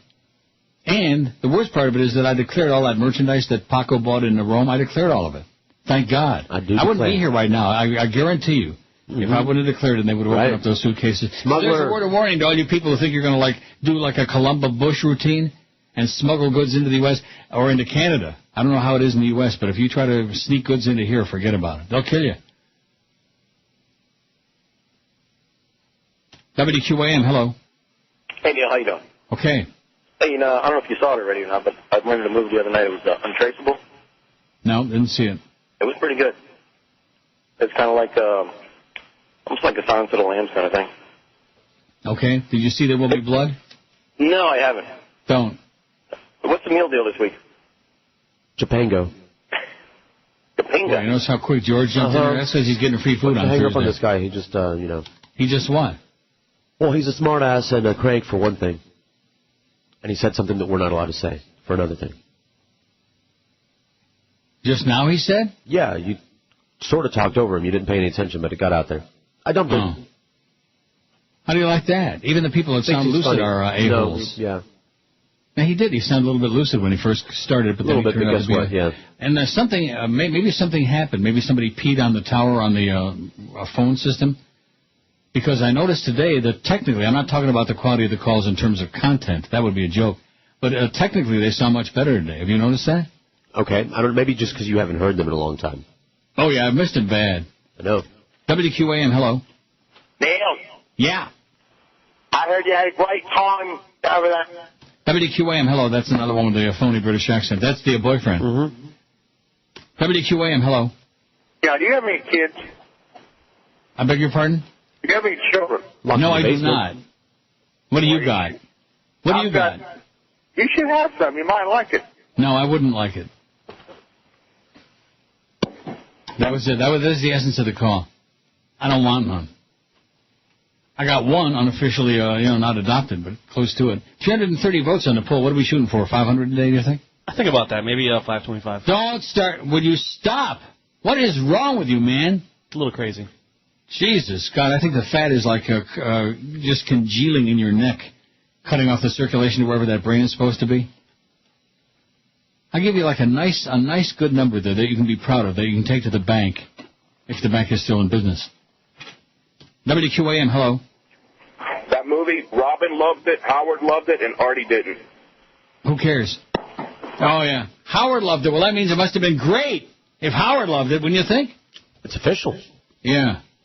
Why didn't I think of that first? I should just ask, what did Howard think about it? Then I would have known it was really great. I just don't get it. And you notice that there is nobody, not one, after all. And there must have been a half a dozen people that day. I don't know what, it must have been a conspiracy. And that's the only reason I watched it on the plane. There's a choice of like about 50 movies. And I picked that one out because I thought, well, everybody's raving about this. It must be great. And it's by Paul Thomas Anderson who did Magnolia. It must be fabulous. It sucked. It blew. WQAM, hello. Neil. Yes. This is what I got for you. QAM, hello. 567-0560. And none of those people are calling back. Now, it is, middle of July. They might be on vacation. I doubt it, though. Anybody that was calling in this show raving about that movie. And you know something? They don't have the balls to defend it. Maybe somebody sliced their balls off like we're going to do to Jolly Joe Bell. Maybe somebody cut their nuts off like Jesse Jackson wants to do to Obama. Yeah. WQAM, hello. Hi, Neil. Yes. I have to sit through that whole movie, and it was the worst movie I've ever seen. I wouldn't say it's the worst, but it's right in there. It's in the running. It's right up there, but I got a couple of suggestions since I have so many good movies from you, including Happiness, one of my favorite of all time. Pervert. If I can give you a good word of advice. I'm listening. In the Bedroom is a great movie. We What is it? In the Bedroom. In the bedroom, yeah. With Tom Wilkinson, Sissy Spacek, Marisa Tomei is in it. Okay. It's a great movie. I loved it. Another one that is out there on cable TV is Eastern Promises. Okay. It's a great movie, that especially you're going to like the part where they're trying to kill the guy in a bathhouse. And you get to see a lot of skin in there, so it's a very good, but it's a great Okay, I'll movie. go watch it now, thanks. Let's go watch it, George, and forget the show, huh? Oh, go ahead. Pakistan and NATO to secure the border, to take out terrorist camps. There's your next president, but Jesse's he's sharpening up that knife, trust me. He's going to cut his nuts off. The biggest names. The best talent. This is Neil Rogers. Sports Radio 560 QAM. The sports leader. She fakes orgasms. I fake foreplay. American Airlines will start charging people $15 for just one check bag. Travel experts say you can avoid the fee if you lose your own bag. Every bag you take, your wallet's getting raped. Like an overweight, you paid that freight, they'll be charging you. You paid. How much would you pay? Every single way, every time you pay. Trust me, he'll make you pay. Every long delay. late. Every flight way late, they'll be charging you. Hey, I'm not paying you to go potty. Nearly everything you cannot bring. Now my carry-on breaks, 'cause it's stuck like a crate.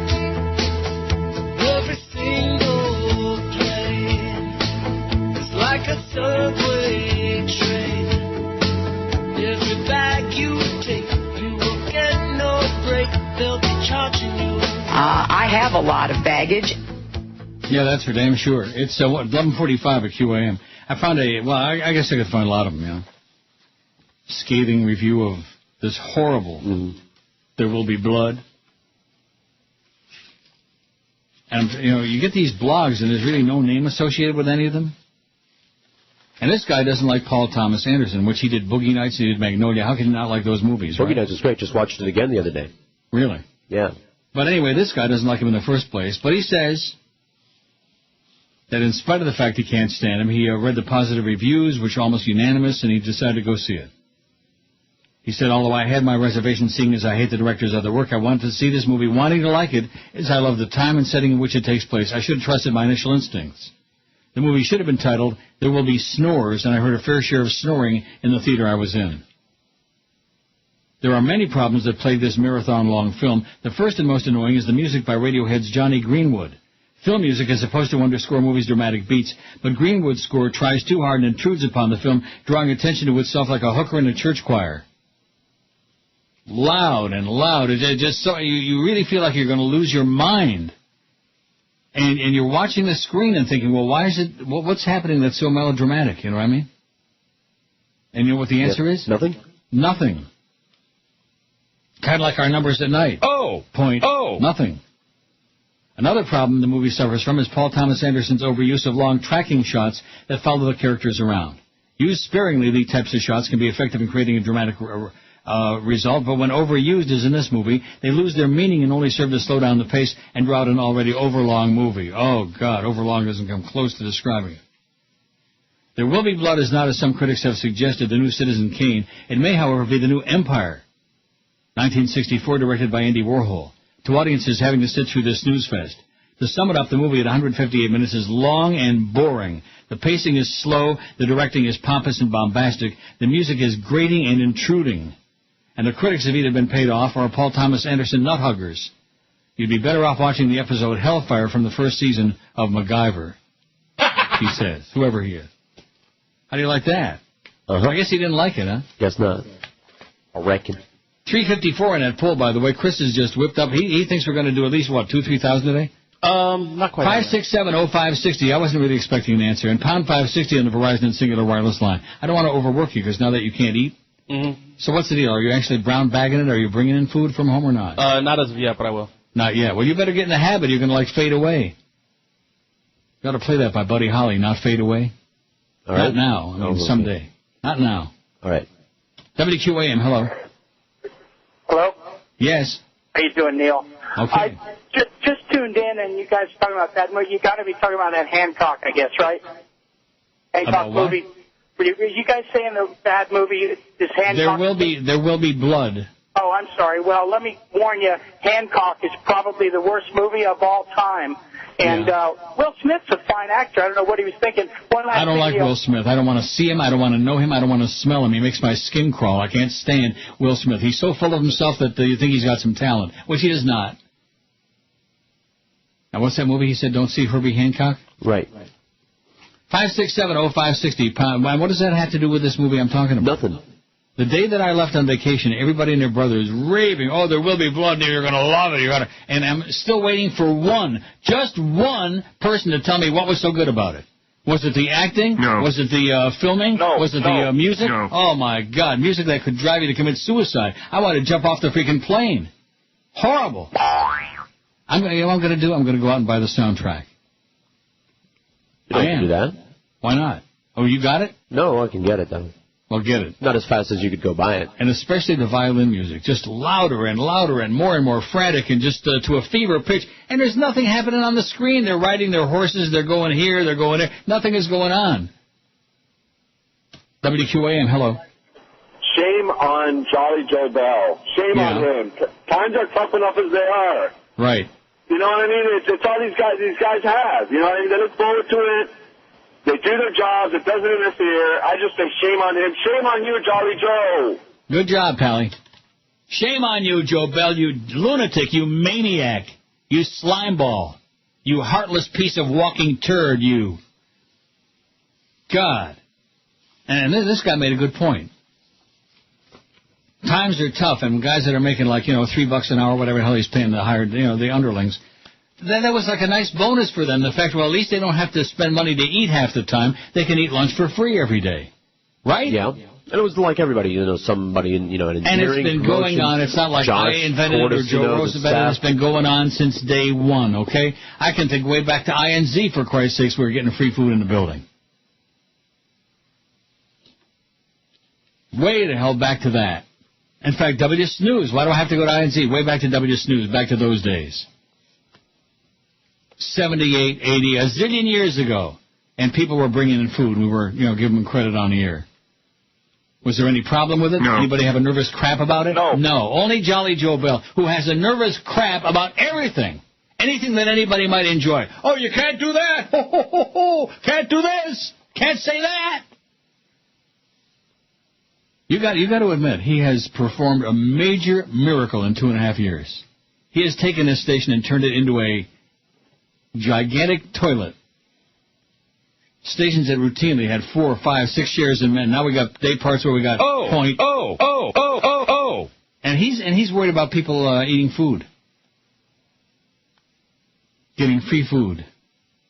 Wouldn't you think he'd want to encourage people to get fed for free? He said one of the incentives to show up for work, which a lot of people don't half the time. Didn't you tell me almost nobody showed up yesterday? Yesterday was an unofficial holiday. Yeah, I didn't know. It was El 14 de Julio. I never got the memo. WQAM, hello. I'm a victim. QAM, hello. Neil? Yes? How are you? I'm good. How are you? Good, Neil. Is my money safe at the bank these days? No, send it to me. I'll take care of it. WQAM, hello. Neil, how are you this morning? Okay, how are you, sir? I'm doing very fine, thank you. I just want to call and let you know that Norma Kent is in the paper again today. He was representing a homeless guy, street vendor up here in Fort Lauderdale that passed away. And he was in the paper last week with Frank Adderley, the police chief whose wife was chasing around town with a gun. Mm-hmm. So apparently he missed you and he had nothing else to do while you were out of town. Okay, well, thanks to the Norma report. Okay, then number 2 asked me if I care. Although Norma did send me a pretty interesting story. Alabama's anti-gay attorney general caught in bed with a male aide.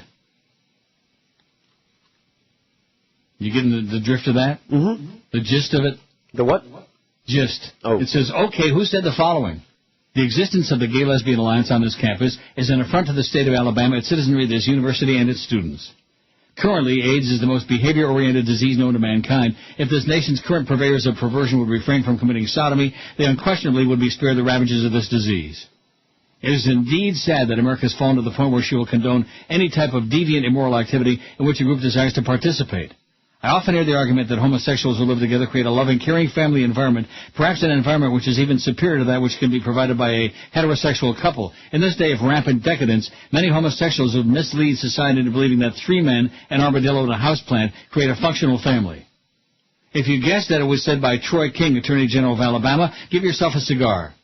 That would be the same Troy King who, within the last couple of weeks, no exact date available, was caught by his wife Paige in bed with a male aide. In fact, a former homecoming king from King's undergraduate days at Troy University, and subsequently thrown out of the couple's house.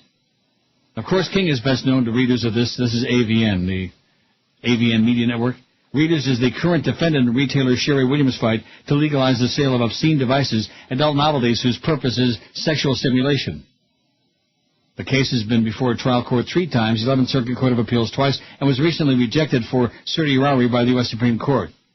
Williams' case will also be the subject of a segment on ABC's 2020 Friday night. Is that this Friday or last Friday? This has no, oh yeah, it does. It's this Friday. Good. I don't know Troy King any more than having sat across the table from him during appeals hearings, Williams told AVN today, but in my experience, it's the guys who are the guiltiest that prosecute the hardest. He's the hardest.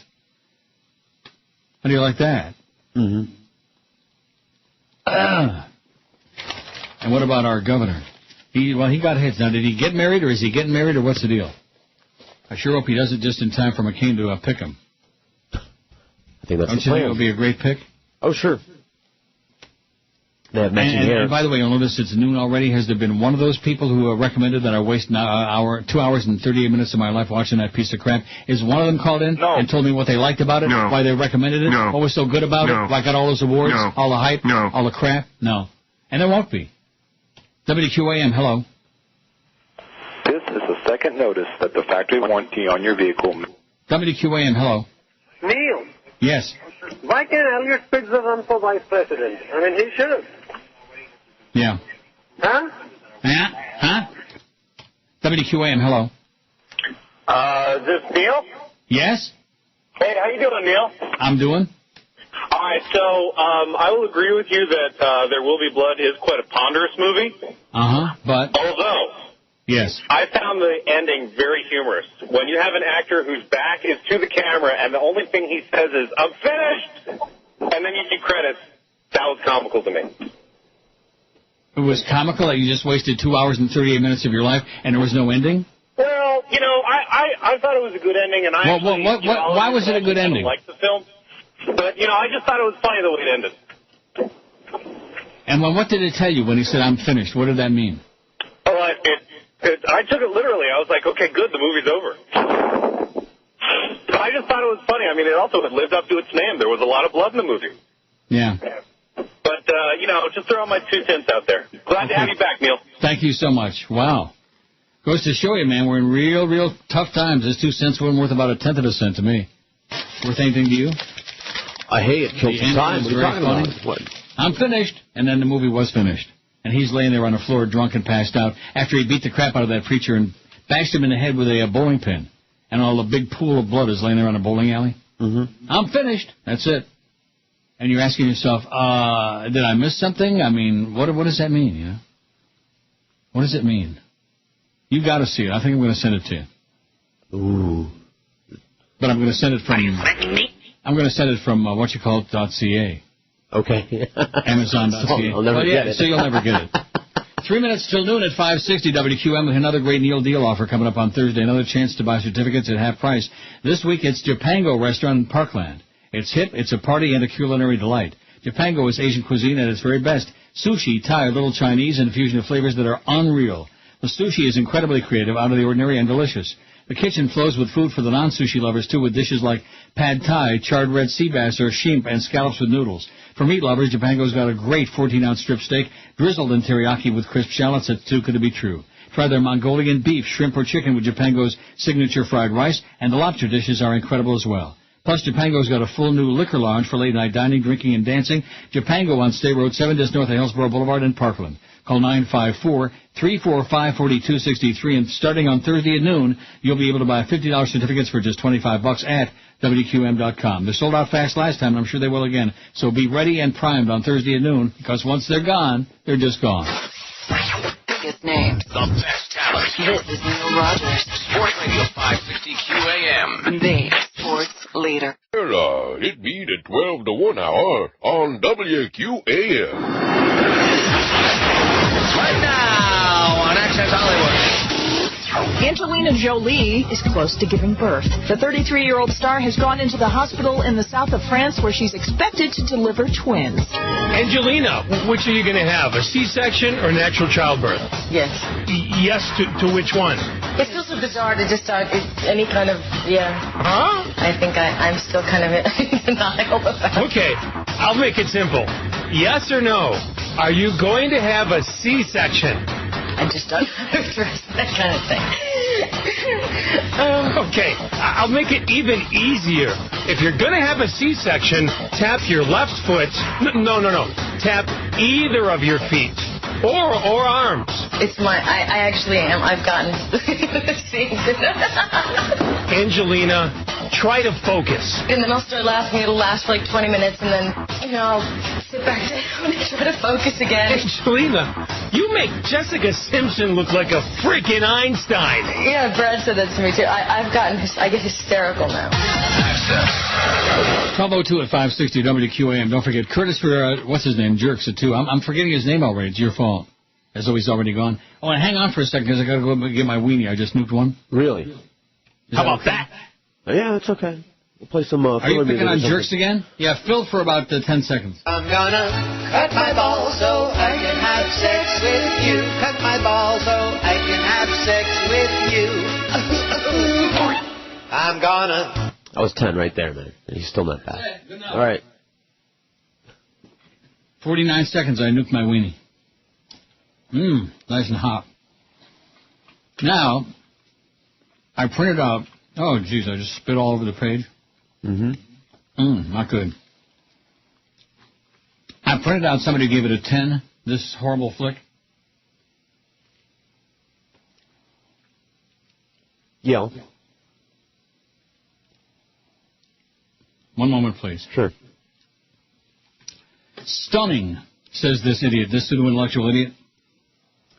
This film races the game for everyone out there. I've loved all of Paul Thomas Anderson's work, including his greatly underrated Punch-Drunk Love. But this is a huge leap from any of the previous movies into a realm, as others have said, inhabited by classics such as The Treasure of the Sierra Madre and then some. Every element of this film is astonishing, from the opening 20 minutes, which feature virtually no dialogue, that's correct, to Johnny Greenwood's score, which I've heard criticized as too imposing, but which just seems about perfect to me, and brings to mind the non-Blue Danube elements of 2001 at its most experimental. Daniel Day-Lewis's performance is in a league of its own. His voice, his mannerisms, his physical movement, his stunted emotions are flesh and blood, and hauntingly so, in a way that even Tommy Lee Jones in The Valley of Elah, which I thought was a pretty staggering performance, can't quite attain, he says. I will watch this film again and again, simply to see something so raw and so moving and so gut-wrenching. This is why I love movies. This is what made me want to make movies when I was 14 years old, says this schmuck. How do you like that? Huh. I just might not be smart enough to understand it. That could be. But I was smart enough to be able to nuke my weenie, though. 567-0560, pound 560 on the Verizon Singular wireless line. He's eating on the air. And you know what? I don't have to give a plug to anybody because nobody brought it in. No restaurant, nobody. I bought it in the store with my own money. Is that okay? Yeah, good. That's how it's supposed to be. Go check with Badass Jolly Joe and see if it's okay if I nuke my weenie and eat it on the air. WQAM, our only call. Hello. Hello, Neil. Yeah. It's a movie. That's it. I should let you play some music. What are you in the mood for? What was that Buddy Holly one? Not Fade Away. WQAM, hello. Neil, please. Speaking. Neil, do you like Brokeback Mountain? Because you're a gay. Oh, I'm a gay. Oh, that's a shock. Oh. And I hated the movie, by the way. I never finished it. It sucked. But you obviously watched it and probably loved it. You're a gay. Good material, pal. WQAM, hello. Yes, I am. WQAM, hello. It's over your head. That must be it, yeah. The Whisperer again. Well, you notice he's back with a whole different technique now. Well, that's good. Is it? It's better than the same thing over and over again. WQAM, hello. Neil God, how are you, sir? Okay. I did the same thing you did. I watched the movie twice, hated it the first time, and I got to say I saw a little bit more in it the second time around. You had to love where he knocked Eli over the head with that bowling pin. I mean, that evangelistic guy getting it right where he deserved it. That wasn't too bad, was it, sir? Yeah. But what did it mean? What was the point? Yeah, it had that he had this uncontrollable temper and was a lunatic and a grave robber and then a bastard, which we saw 2.5 hours of that. It was 2.5 hours, and it was no story, but it made an impact, and you're talking about it, so it must be a... I'm only talking about it because all these people called and recommended that I watch it, and not a single one of them has called to try to tell me what it is that I missed, why they enjoyed it. Oh, people recommended it. Well, you ought to take a bowling pin and knock them over. Right, that's right. Good thinking. I'll work on it. Also, Neil, on our governor, now that he's not going to be picked to run for vice president, I'm sure he's going to dump that broad. Well, he's gay. You know, that's all for show. Yeah. Don't you think? So how do you know he's not going to be picked? Why do you think he's getting married? Well, that's why he was proposed. No, okay. That's a pretty sharp guy, don't you think? As attack. 389 on your poll. Chris, you got 400 licked. All right. WQAM, hello. Hey, Neil. Welcome back. Thank you so much. You're only the second person that said that all day so far. Yeah, but South Florida continues spreading their legs, spreading their arms. Arms, yeah. Two things. What's up with Obama's wife? Oh, that's the that same guy. guy. Yes. Mm-hmm. She's not. She's not up to it. Yeah. Do you think she's got what it takes to be First Lady? WQAM, hello. Hey, Neil. How's it going? Okay. Hey, I got a question. I've been listening to you for a long time. And aside from the movie Fatso, there's really a lot of comedies that you seem to either like or discuss. Are you like Blazing Saddles? Oh, there's one I've never heard you talk about. Yeah. So just in general, comedy is not your bag. I mean, it's kind of strange to have, Godfather and Memento and all these other movies that, Yeah, I'm into serious flicks. I don't watch a lot of comedies because most of them aren't funny. Ironic for a guy who basically does humor. I find it ironic. Okay. I just noticed that the other day. That's all. Okay. Thanks. Bye. I'm an ironic kind of guy, I guess. You find it ironic? Yeah, sure, that's the word. No. Well, how many good comedies are there? How many great comedies? You talk about Airplane, and you talk about all right. That's one of my all-time favorite movies. All of the appropriately good ones. Right. And? A good comedy is difficult to make. You like the Monty Python movies. You like all the correct comedies. That's correct. I won't even criticize your taste in comedies. All of these things. Just in other movies. Some. No, yes, I'm going to send this to you. You must watch this. Okay. By the way, I don't know if you've gotten them yet, but I sent 10,000 BC and some other movie or two that some lady sent. Oh, yeah, I did get them. Okay. Here, Susan Brown wants to sell me some limp penis stuff, pills. Yeah? I'm just discovering at this late stage of life that there must be just millions and millions of guys in America out there who have limp penis problems. Apparently. Because every single day I'm getting it's Viagra, it's Cialis, it's all this other crap. And are people really buying this crap? Online, evidently, because these people are in business. Susan Brown, Elizabeth Taylor, one bitch uses that name. Not a bitch though, like the one in the airport at Customs. Mm-hmm. I ought to stalk her. I ought to find out where she is, who she is, and where she is, and just stalk her and hire somebody to make her life a living hell. And you want to know why people in the airport behave that way? Why? Because they can. It's a power trip. Because they can make your life miserable. They can shake you down. They can, terrorize you. They're the terrorists, not the people that are coming in, most of us. It's the people behind the counter they're the damn terrorists. WQAM, hello. Who's that? WQAM, hello. Neil. Yes. Where are all the white women at? WQAM, hello. Hey, Neil. Do it right. Yes. I enjoyed Boogie Nights and I enjoyed Magnolia, but I thought that last one was terrible. Mm-hmm. I agree with you. It was boring. It was pointless. Made no sense. I don't know. A lot of music though. Yeah, it was a terrible movie though. I mean, it made no sense at all. I had no clue what was going on, what he was trying to say. But nothing. It was just ridiculous. Yeah. Well, I'm waiting for somebody. I'm waiting for somebody to explain to me what was the message that we missed. Evidently, you missed it too. Well, that book, it was written by Norton, I think this guy's name. Yeah, Ed Norton, yeah. I don't know his name.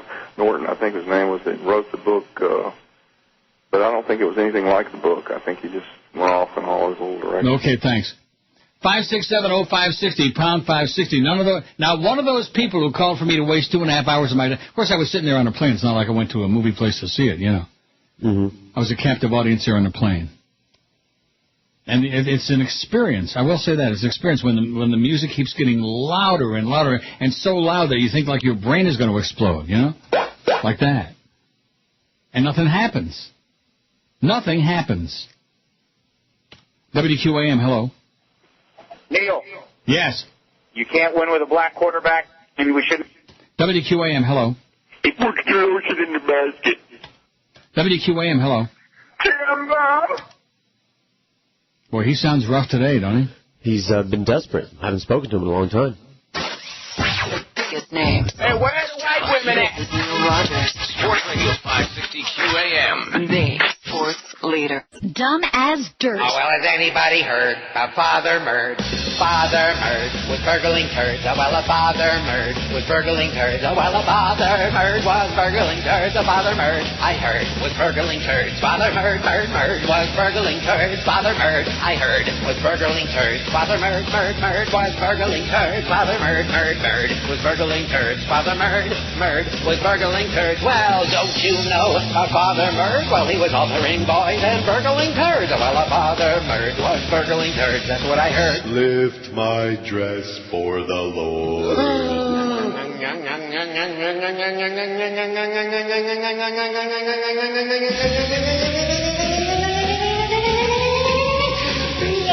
Father Murd was burgling turds. Father Murd was burgling turds. Father Murd was burgling turds. Father Murd was burgling turds. Father Murd was burgling turds. Well, don't you know about Father Murd? Well, he was altering boys and burgling turds. Oh, well, a Father Murd was burgling turds. Oh, well, a Father Murd was burgling turds. Father Murd burgling turds. Burgling turds. Burgling turds. Father Murd, the burglar. 12:18 at 560 WQAM. I think I've got enough energy to come back on Thursday, you know? Well, good. Or maybe not. I slept 12 hours last night. I laid down. I planned to take like a nap, you know. And I woke up 7:45 this morning. Very good. It is good. Although I could use another few hours. Yeah, I'll bet. 9 British women were facing prostitution charges after being arrested at the weekend for taking part in an oral sex competition in the Greek holiday island of Zakynthos, police said today. 6 British and 6 Greek men, including 2 bar owners, were also charged in the incident, which took place at Leganis Beach in the south of the Ionian island, which lies off the west coast of mainland Greece, police be saying. The women who came to the popular resort on holiday had been paid to take part in the competition, which was video recorded and was to be posted on the internet, police said. The men were charged with encouraging obscene behavior. In recent years, Leganis has established himself as one of Greece's most popular destinations for 20-something holidaymakers, is known for its wild party scene. Around 15 million people, a fifth of them British, visit the eastern Mediterranean country each year, drawn by its soaring summer temperatures, azure waters, and sandy beaches, and lots, obviously, of oral sex. And I thought they were into Greek, is what I thought. That's what I thought. Yeah. 400 votes on the poll. There's old John McCain. It's by applying the tried and true principle. The cheek all puffed up there like he's got a bowling ball in it or something. 400 votes. Who are the cheapest people in the world? French Canadians, 195. In other words, frogs. Jews, 106. Joe Bell, 47. A nice, comfortable third place, Joe. They're never going to touch you, and who would want to? Now, when did you, Cubans 25, Dutch 15, Chinese 12. When did you have this meeting when you signed your deal? I believe it was last Thursday. Yes. So just recently? Last Thursday. That would and be... this was after the memo came out about the food? Yes. And did you have a discussion about that and say, what kind of a bastard are you? Yes. And? He said, a downright dirty bastard. No, seriously, did you question his judgment there? I didn't question his judgment. I asked what it was all about. His judgment? His adjustment. I asked what it was all about, and he told me. And that was that. He told you what? He told you mind your own business? No, he told me that they were just going a little bit too far of late, and it was annoying for a while, and they went over the top on one particular day, and he decided to put an end to it. No more. What does that have to do with us? Well, they can't just say that the first team is the first. Sure, they can if they're the ones that. Listen, if somebody's driving 100 miles an hour on a highway and you're going 65, do you get a ticket? Do they arrest your ass? In Florida, yeah. Oh. WQAM, hello. Sounds really bad. I think another week he'll be done. Doesn't he sound bad? Not bad enough. Aren't you worried about him? I'm worried that he's still alive. What could we ever do without that? Be happier. 56705. Well, Joe Bell, you'd be a lot happier, I'm telling you right now. He's the evildoer. He's the chigger in the woodpile. Believe me. 5670560 pound 560 on the Verizon Singular wireless line. WQAM, hello. QAM, hello. Hey, welcome back, my Lord and Savior. Mm-hmm. Yes, sir. How you doing? That sounds like over in Greece there, they were getting a bunch of smoothies. Yeah. Yeah. Welcome back. Love you. Love you. Okay, that was pretty funny. Not. You notice how he tickled himself when he said that? Yeah, oh, yeah, he did. And you're the one that started all that crap with the smoothie garbage. Not me. That was Boca. Was not. Trust me. It was you. What did he, Boca on what? With all the smoothness. Boca on acid? Yeah, that. WQAM, hello. Hi, Damone. His disc, by the way, is downstairs, his package. It's downstairs, Boca, so just relax. I wasn't going to go down and get it now. Because I got the one from last week when I wasn't even here. You know the one that's got... I'm gonna cut my balls so I can have... Got that one on it? I like that. Oh, yeah. Maybe we'll just play that till 2 o'clock. Sounds like a winner to me. That one in I Dig the Jacks. That's one of my favorites. QAM, hello. WQAM, hello. Hello? Yes. Guess who was on Sporting USA, and I actually tormented him a little bit. Mo Howard. No. Yeah, man. Yeah. He was there, and I'm the infamous bullfighting guy, so and I was always messing around with him on that, and so he didn't like that, and then I finally mentioned your name, and he hung up on me. So he's doing a show on there. He's trying to get a job, is what I hear. He's trying to get a job there, and he like fills in when one of the idiots, one of those guys there misses, and he does, But I happened to just catch him. I was on the internet, and clicked in there, and he was talking, so I called the station. So, yeah, so he's still alive. Did he give you even one doy? No, he didn't do anything. I was trying to get him to, get him riled up with, talking about you, but he hung up as soon as I mentioned your name. I'll be damned. Yeah. I'll send you regards when I talk to him again. Okay, I'm crushed. Give him a big kiss from me. Right on the old rectum hole. 409 on the poll. I think 500 is within our grasp. I think I picked a reasonable number. It's only 12:23. How the hell is that possible? That's not possible. After you haven't done this for a while, 4 hours is just, it's too long. In fact, tell Joe Bell when you renegotiate that deal, when you tell him you change your mind. Right. That you want to start now doing noon to 2 every day, even on the days when I do 10 to noon. What's wrong with that? A lot. Not for any extra money, though. Yeah. Well, I mean, you're there anyway, right? Sure, yeah. WQAM, hello. Hello. QAM, hello. I need a doctor. QAM, hello. Yeah, good afternoon. Long-time listener. I've been listening since about 98, 99. Good afternoon, sir. Good afternoon. Listen, I just tuned in about maybe a couple minutes ago. Were you saying, was that Eli Wallach that's in that movie you're talking about? No. Okay, I'm sorry. I just wanted to make sure, because if it was, I mean, not that I was going to see that movie anyways. There's very few movies, especially in that genre of horror, because, they're just not good anymore. Movies just aren't good. That's just the way it is. So I wasn't going to see it anyways. But if you would have told me it was Eli Wallach, because I was under that impression, it would have been worth 2 hours of sitting there just to watch him get knocked over the head, because that guy is the worst. Yes, I agree with that. Daniel Day-Lewis is a good actor, but and his, if you take his performance by itself, in other words, out of the movie, it's fine for what it's supposed to be. But the movie in itself has got no story. There's nothing to it. It's pointless. Just a waste of time. I got to tell you, I'm one of these people that I don't really agree that Godfather 3 is a horrible movie, but Eli Wallach is he's the worst. Yeah, I know, but you just got through saying it 100 times, and we've said it 1,000,000 times. Do you think he likes Eli Wallach? No, he's the worst. Because he knows damn well he's not in the movie, and he just decided to, he's another parrot, this guy. Just wants to keep repeating back to me what I've said 1,000,000 times already. Che pane, olio oliva. The whole thing is just, if he would have eaten the cannoli in the beginning, and if she would have gotten shot, Mary, right in the beginning, it would have been okay. Yeah, it would have been better, both of them. WQAM, hello. QAM, hello. QAM. I think there's somebody there. I can hear him. But they didn't have the balls to do it. Maybe somebody cut their nuts off. Maybe Jesse Jackson done it. In fact, you know what I think? What? I think let's put in a call to Jesse. He's the guy to cut off Joe Bell's nuts. That seems to be his new hobby now. He's the nut cutter. WQAM, hello. Not there. 567-0560. What is that from? I made that. That's a rusty paper cutter, and I just put the microphone right up to it and did a little... a rusty paper cutter in Joe Bell's right nuts, here in the a match made in heaven. I can smell it now. This is Neil Rogers. Sports Radio 560 QAM. The sports leader. Cut my balls so I can have sex with you. Cut my balls so I can have sex with you. I'm gonna cut my balls so I can have safe sex with you. I'm gonna cut my balls for a no-stress, trouble-free screw. I wanna bang every gal in town.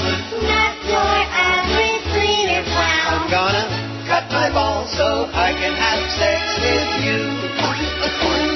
Now I'll be free to leave without the fear of pregnancy.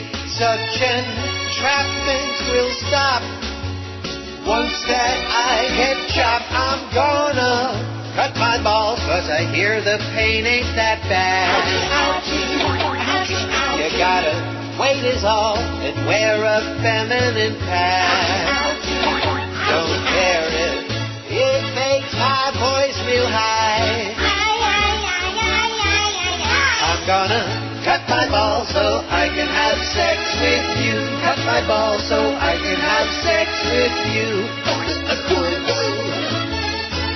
Ouchie, ouchie, ouchie, ouchie, ouchie, ouchie, ouchie, ouchie. 12:32 at 560 WQAM. Happy Tuesday to you. George will be on tomorrow. Oh! And then maybe I'll call in sick on Thursday. Wouldn't that be bad? That would be bad. Why's that? Because you're slacking enough as it is over the My traveling summer. companions kept encouraging me, let's spend another day in Amsterdam. And I kept saying, I got to go to work on Tuesday. Because I'll come back, on Thursday, and George will say, slacker, like that. I will. I'm really thrilled that all these people that called before my vacation recommending I watch that piece of garbage movie.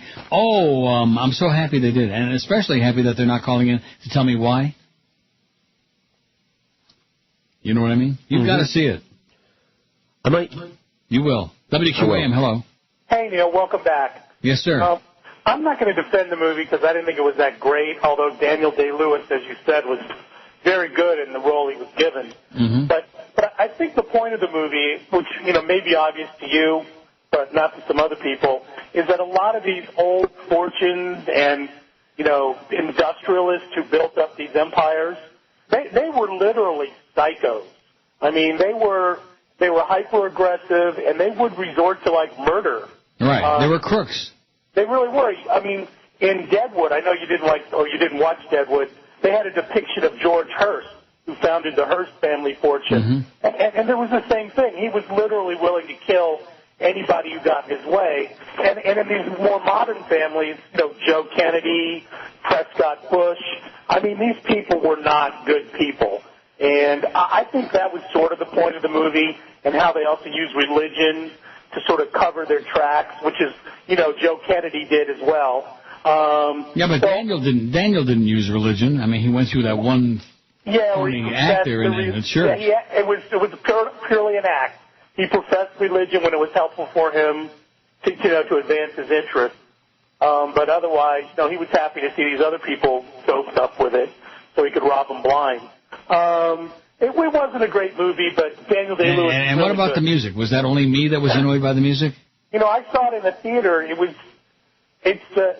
a very popular soundtrack, I guess. It was, I think, the guy from Radiohead or somebody. Right, that's correct. Right, so it didn't bother me so much in the theater. Maybe in the plane it would be more annoying. I don't know.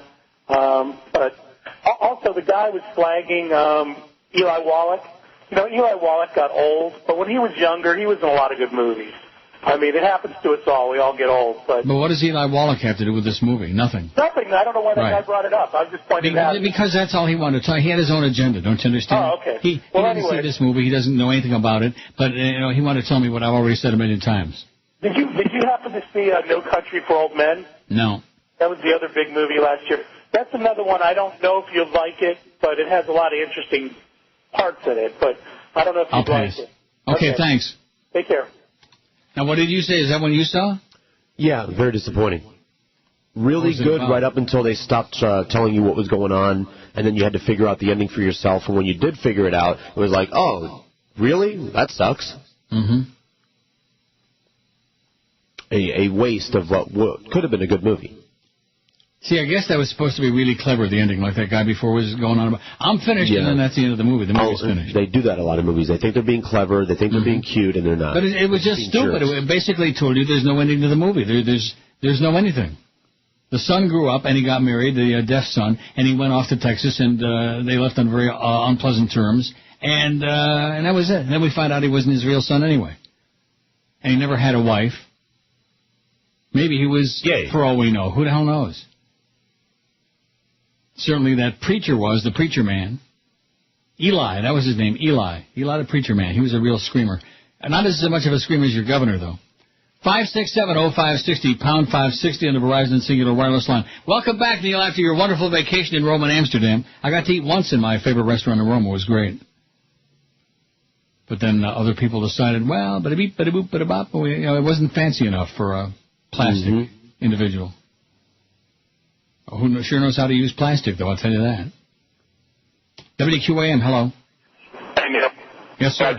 Just tuning in now and listening to George talk about new old garbage for old men is basically I came across after watching it. George, if you figured out the ending, please explain it to the rest of us. Yeah, they have articles about it explaining it to you. Oh, really? Online. Yeah, he kills everybody.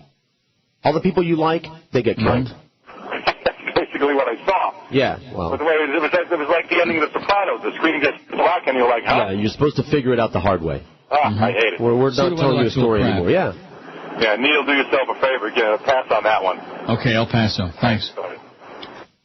5670560. It's movie talk today, man. Heavy duty in the movies. Although, I guess if I was smart, I wouldn't watch it a second time. But I just kept thinking to myself, with all the rave reviews I'd heard about it. Right, no, you did the right thing. Yeah. That way you can be sure. Let me watch it again for free here on the plane. I'm sitting here anyway. I'm a captive audience. Got a lot of hours to kill. And let me see if it's really as bad and the music is as really as loud and annoying and melodramatic and hysterical as I thought it was the first time. And you know what? It was. It was pure, unmitigated Schmidt. You could smell it right through the screen. WQAM, hello. Hello? Hello? Hey, Neil? Yes. What's up, my friend? I haven't called you for a long time. Well, here you are. Don't get down here to this part of Florida much, but I turned the radio on, and there you are. Yeah. Well, now, you don't live here in Florida no more? Not most of the time, no. Oh, cool. I mean, well, so you would fly back and forth to Toronto? Yeah. Well, that's good. I live up in Michigan now, and I really enjoy it up there. And where's that? In a place called Saugatuck. Saugatuck, I'll be damned. That's a fun little town right there. If you say so. All right, well, good talking to you. Okay, see ya. Woo! He just happened to be in town and turned on the radio, and there I was. He didn't have anything to say, but there I was. Well, that was at least a friendly gesture, you know? Mm-hmm. It's a little unusual in South Florida, but kind of like he extended the hand of someone. Biggest names. The best Smell it. 421 on your full switch. With us. 560 QAM. The sports leader. Neil God. The wife of baseball all-star Alex Rodriguez filed divorce papers today in Miami. Some media reports have suggested A-Rod may be romantically linked with singer Madonna. A-Rod did Madonna, marital deceit. Gonna need a lawyer when you always cheat. Show her the money, you must pay the rest. Did so many women she could smell their scent. Every night you're hunting for some good strange. Always horny, but you've got a prenup. She will get the kids and you'll be disgraced. Cheat and you're done. A-Rod did Madonna and all the rest. Wonder if it's cheaper to fake your death. I like sex. It's like food. Pull your pants down. Cut to me eating this whole cheesecake. Top 44 at QM, 428 votes on our award-winning poll. Chris is really all thrilled about that. Super. Are you? Extremely. Nah, you don't really give a Huh? What are you talking about? I can't believe that we can't mention thanks for Howie's bringing all the good breakfast and stuff again. Yep. He looked at you and said that with a straight face. If I was you, I would have taken my pants down and taken a gigantic smelly dump right on his desk. Yeah, that's what I should have done. Right on that contract.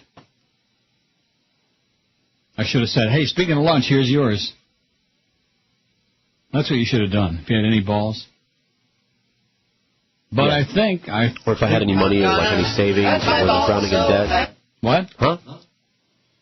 567-0560, pound 560 on the Verizon Singular wireless line. WQAM, hello. Neil, welcome back. Well, thank you so much. You're welcome.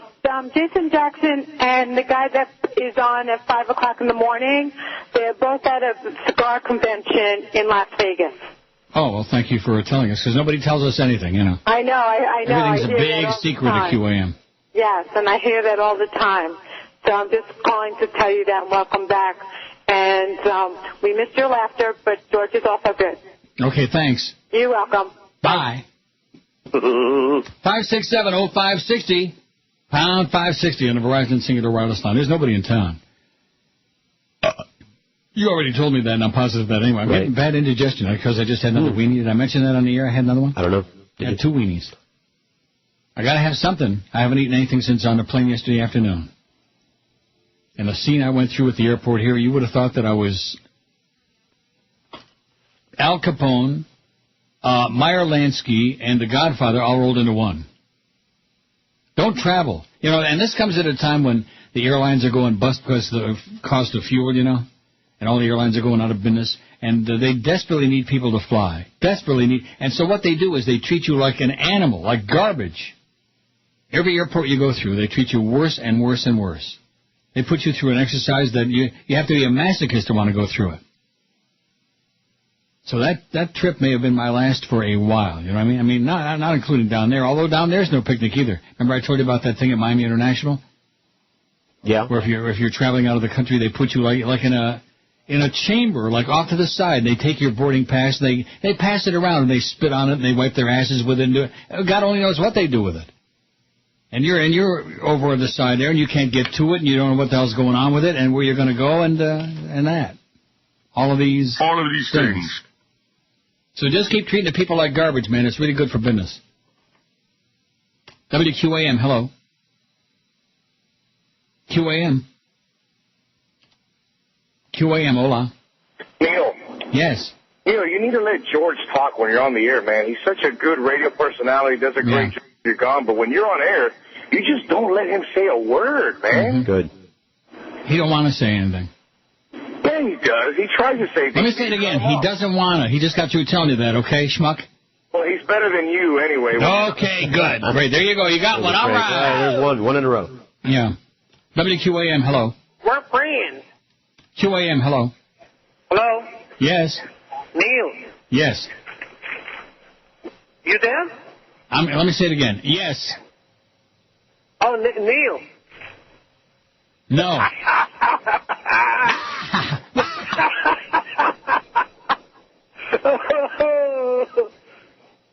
You there?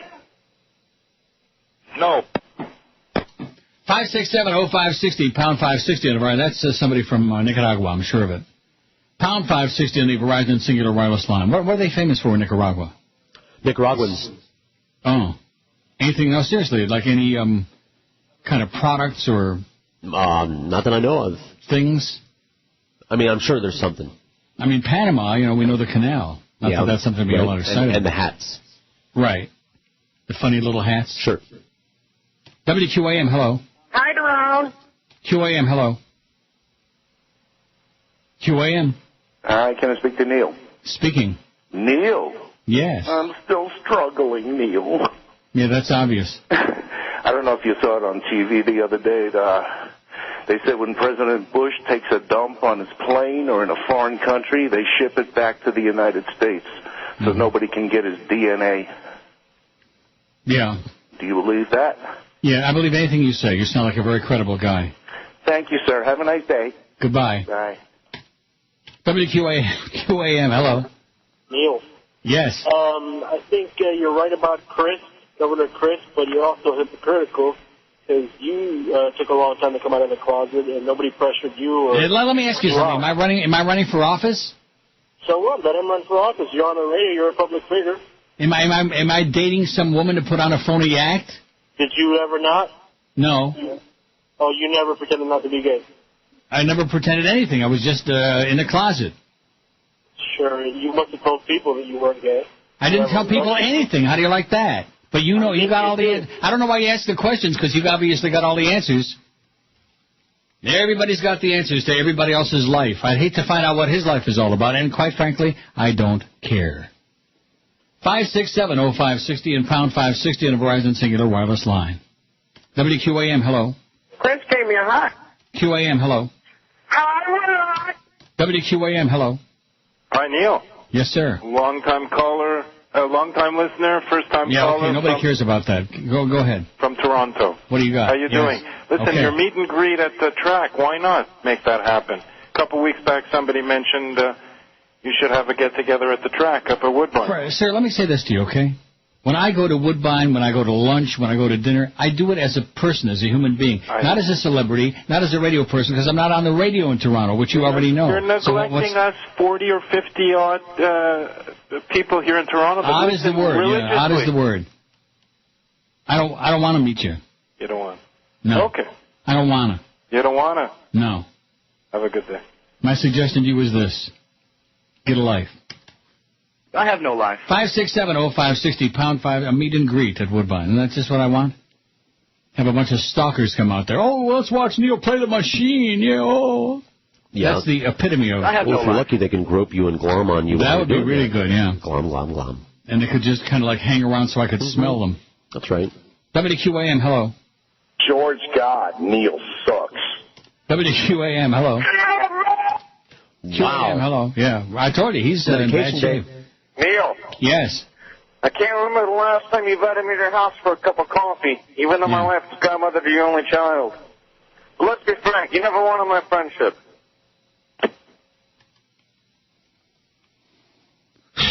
Was that a reading or what?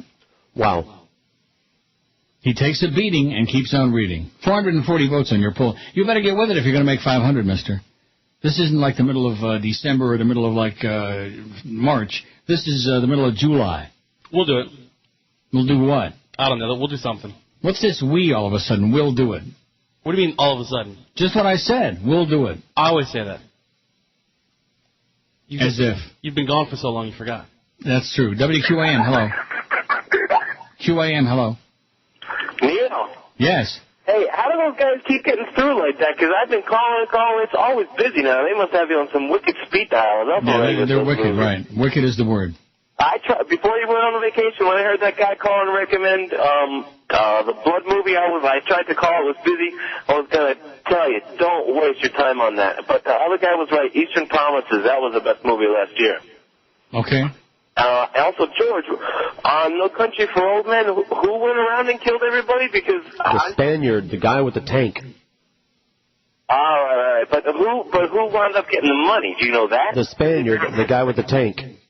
The guy with the tank? Yeah. He paid the little kid at the end with a $100 bill from the money. You better go watch it again, sir, and thanks a lot. See, that's the whole problem with the movie. WQAM. I don't know what the hell happened after a while.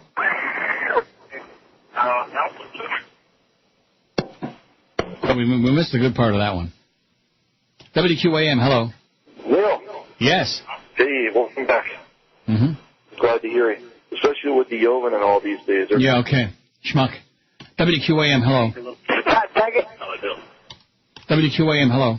Neil's my buddy. QAM, hello. Hola. Okay. Okay. What do you got? Oh, Neil. Yes. Nicaragua is known for having a huge lake with freshwater sharks. Yeah. That's it. You wanted to know what Nicaragua is famous for. Okay. Have a nice day. Thank you, and you too. Hasta que me amigos. 5670560, pound 560 on the Verizon. On the plane coming back for the secondary meal, the ones they give you just before you're going to land, they had a Mexican thing. They must have known that Paco was on the plane. And one of the things on the tray was gazpacho. Ooh, yeah. Which is cold potato soup, yeah. Or tomato. Is it tomato or potato? No, it's not either one of them. It's like... It's one of those things, but it's cold. It's cold. It's got like little bits of tomato in it. Soup or something? Or yeah, cold leek. You ever take a cold leek? Just this morning. At any rate, it was bad, really bad. Gazpacho. Nasty. WQAM, hello. In 2 weeks, you're not going to be taking calls anymore. Yeah, you want to bet? How much you want to bet? How much you want to bet? There he is. That's the same line he used last week. Same line. Wow. How much you want to bet, schmuck? And only last time it was not 2 weeks. What was it was going to be by the end of the year? So whatever it was. Now he's down to 2 weeks. WQAM, hello. QAM, hello. Yeah? Yes. Hey, glad to have you back. Thank you. So how was your trip? Good? It was a mixed bag. Oh, okay, right on. Shameless request. Yes. Ty Tony. Oh.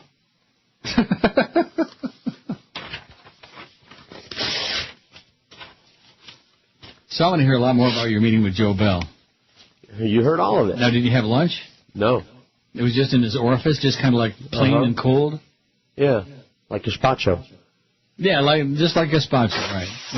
Biggest names. The best talent. This is Neil Rogers. Sports Radio 560 QAM. The sports leader. Hey, this Scott Burrell. And when I'm up in Boca Chica slapping old women with painted lips around the pool, I listen to the Neil Rogers 1 to 2 hour. Yeah, I mean I listen to the Neil Rogers Fair and Balanced 1 to 2 hour.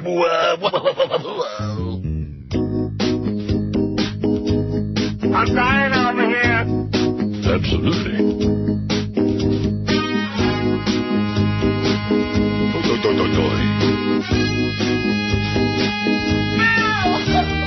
Can't believe the language I hear on TV. Every other word is an obscenity. It used to be the cable was a whole lot worse, but now the networks let their actors curse. There's no end in sight to this insanity. All the dialogue contains profanity. Swearing like a sailor on a 3-day pass. Words a whole lot worse than ass. F-bomb, F-bomb, how long will it be before they drop the F-bomb on network TV? F-bomb, F-bomb, there's no telling when they'll drop one on the UPN. So during this last part of the break and during that bit, I just Googled Todd Pettengill sucks. I found a whole bunch of interesting stuff I'll read later on. Okay. It's 101 at 560 WQAM. It's our gigantic 1 to 2 hour Tuesday, Julio El, whatever it is. Quince. El Quince de Julio. We got Curtis coming up for Jerks at 2 o'clock, so don't get near that radio and get ready to turn it off right away. Give Curtis a shot. And then we got DA for the Mad Dog at 4. 5670560, pound 560 on the Verizon Singular Wireless line. What are we going to do about this bastard Joe Bell? Nothing? Besides cut his nuts off. I mean, that's just for starters. No food. No... It's almost like he spends all of his spare time, assuming he's got some. You think he wouldn't when you got a point in certain day parts. You think he spends all of his spare time trying to find ways to make the hired hands miserable.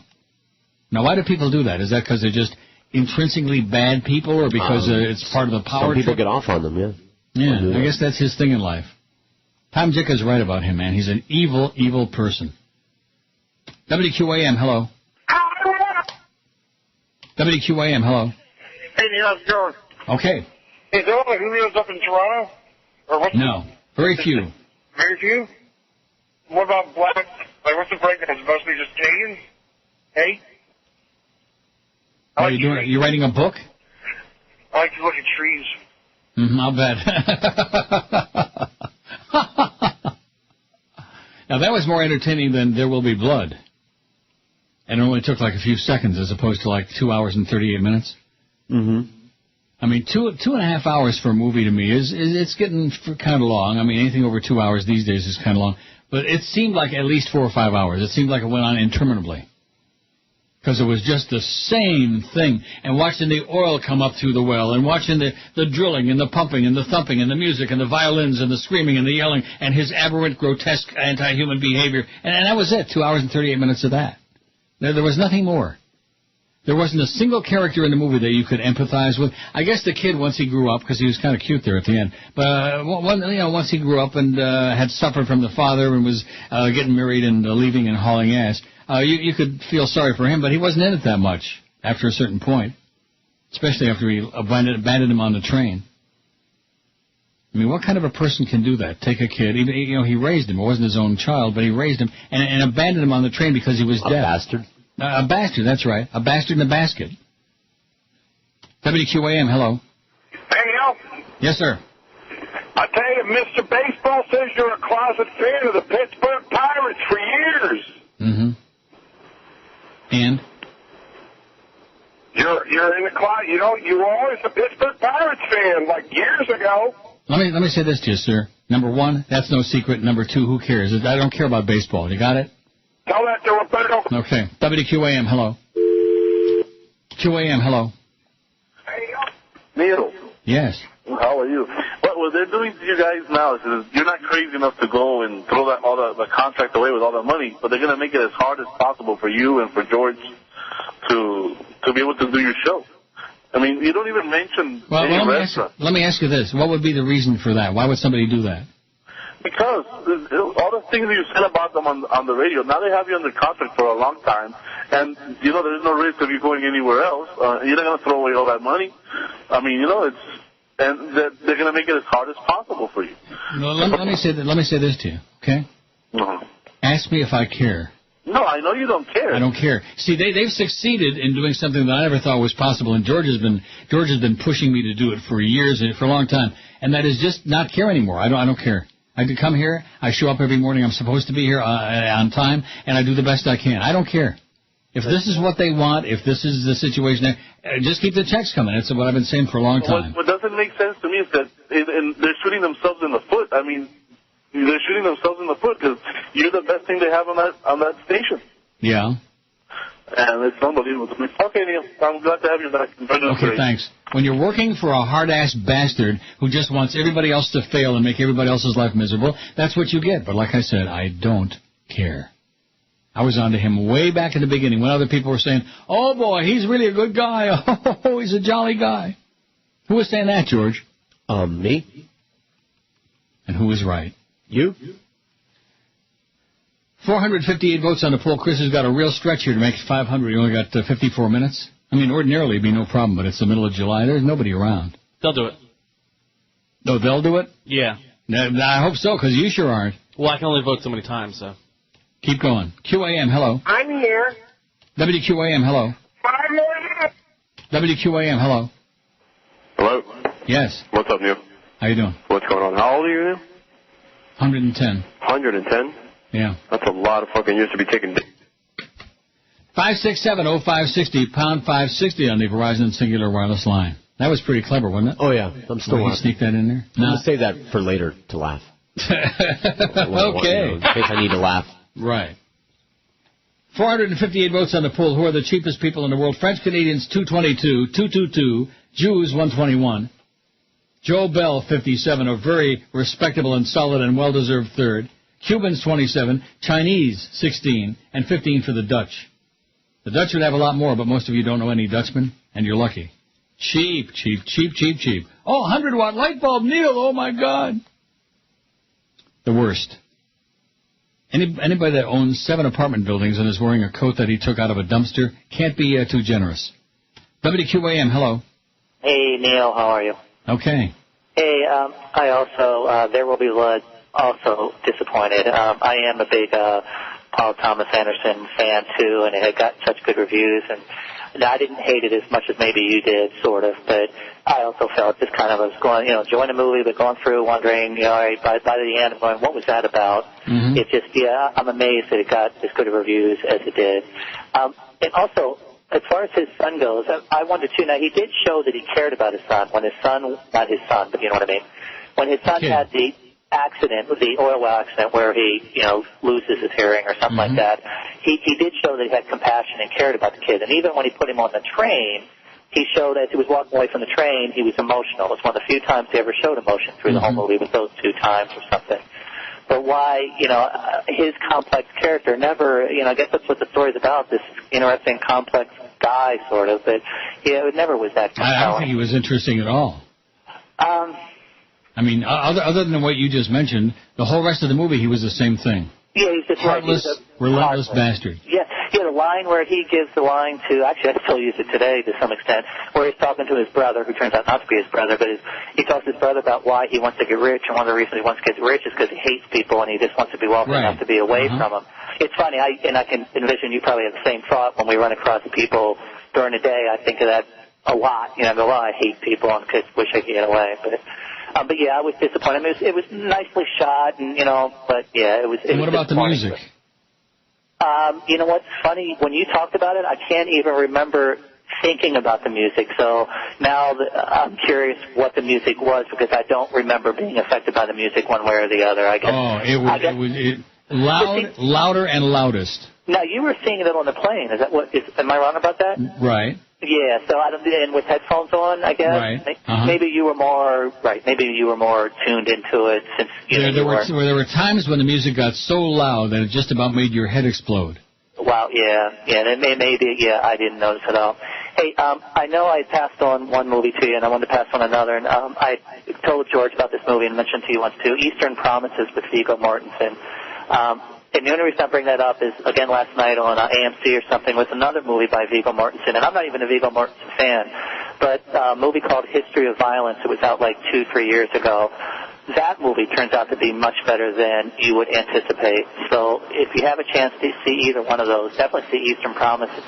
And even History of Violence, very compelling, very interesting, good stories. You don't know exactly where they're going. Well done. So keep those movies in mind in case they come along. Thanks a lot. All right. Take care, Neil. Bye.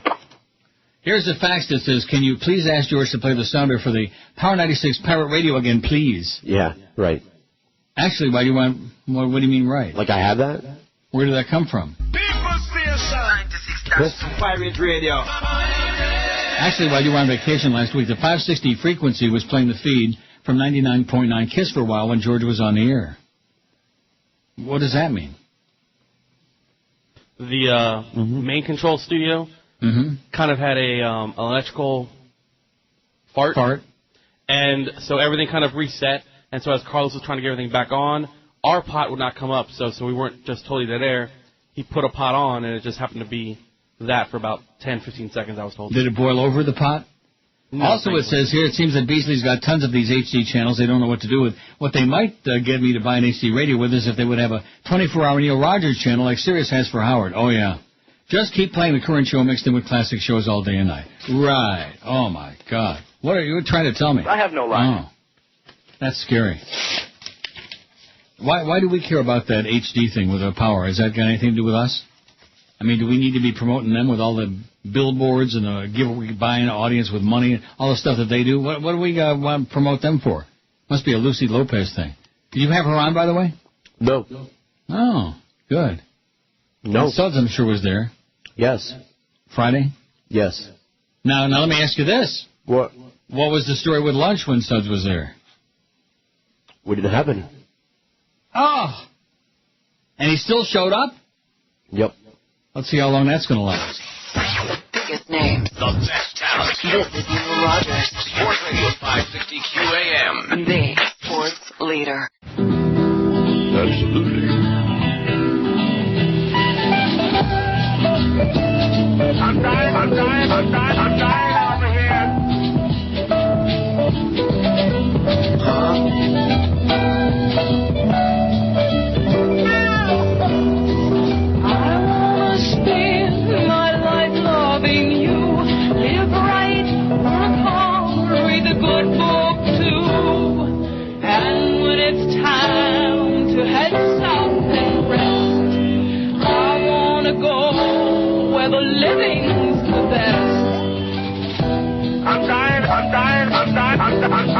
I'm dying over here.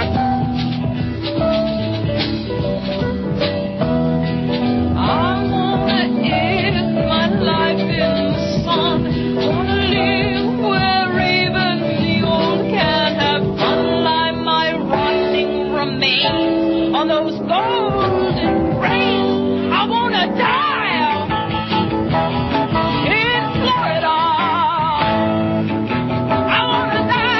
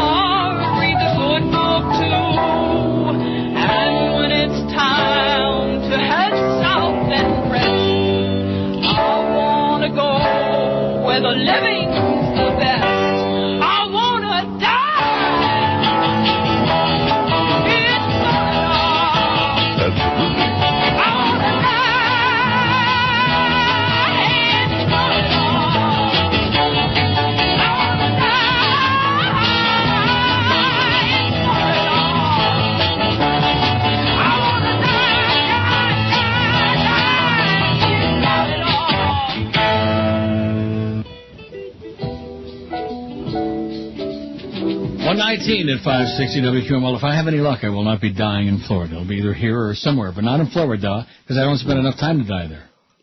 Oh, they'll get you. No, I want my ashes spread at the finish line at Woodbine. 484 on Chris's pool. I think you got 500 licked. You're licking it. Yep. We're going to have to do something about this food situation. Just like at IOD. I didn't put up with that. Remember that? Right. No more food on while the show is on in the studio. Boy, Gary. Well, how's he doing, by the way? All these experts, man. All these macho guys on their power trip. We're going to straighten you out. We're going to show you a thing or two. By the way, how's your friend Bob Green doing? I haven't heard from him. I'm sure you won't. I'll take care of George. They always do. 5670560. The best part, the most amusing part of that whole day was when Joe Bell came to me after he'd been schmoozing with Bob Green for a while and said, "Oh yeah, he's going to teach me how to control you."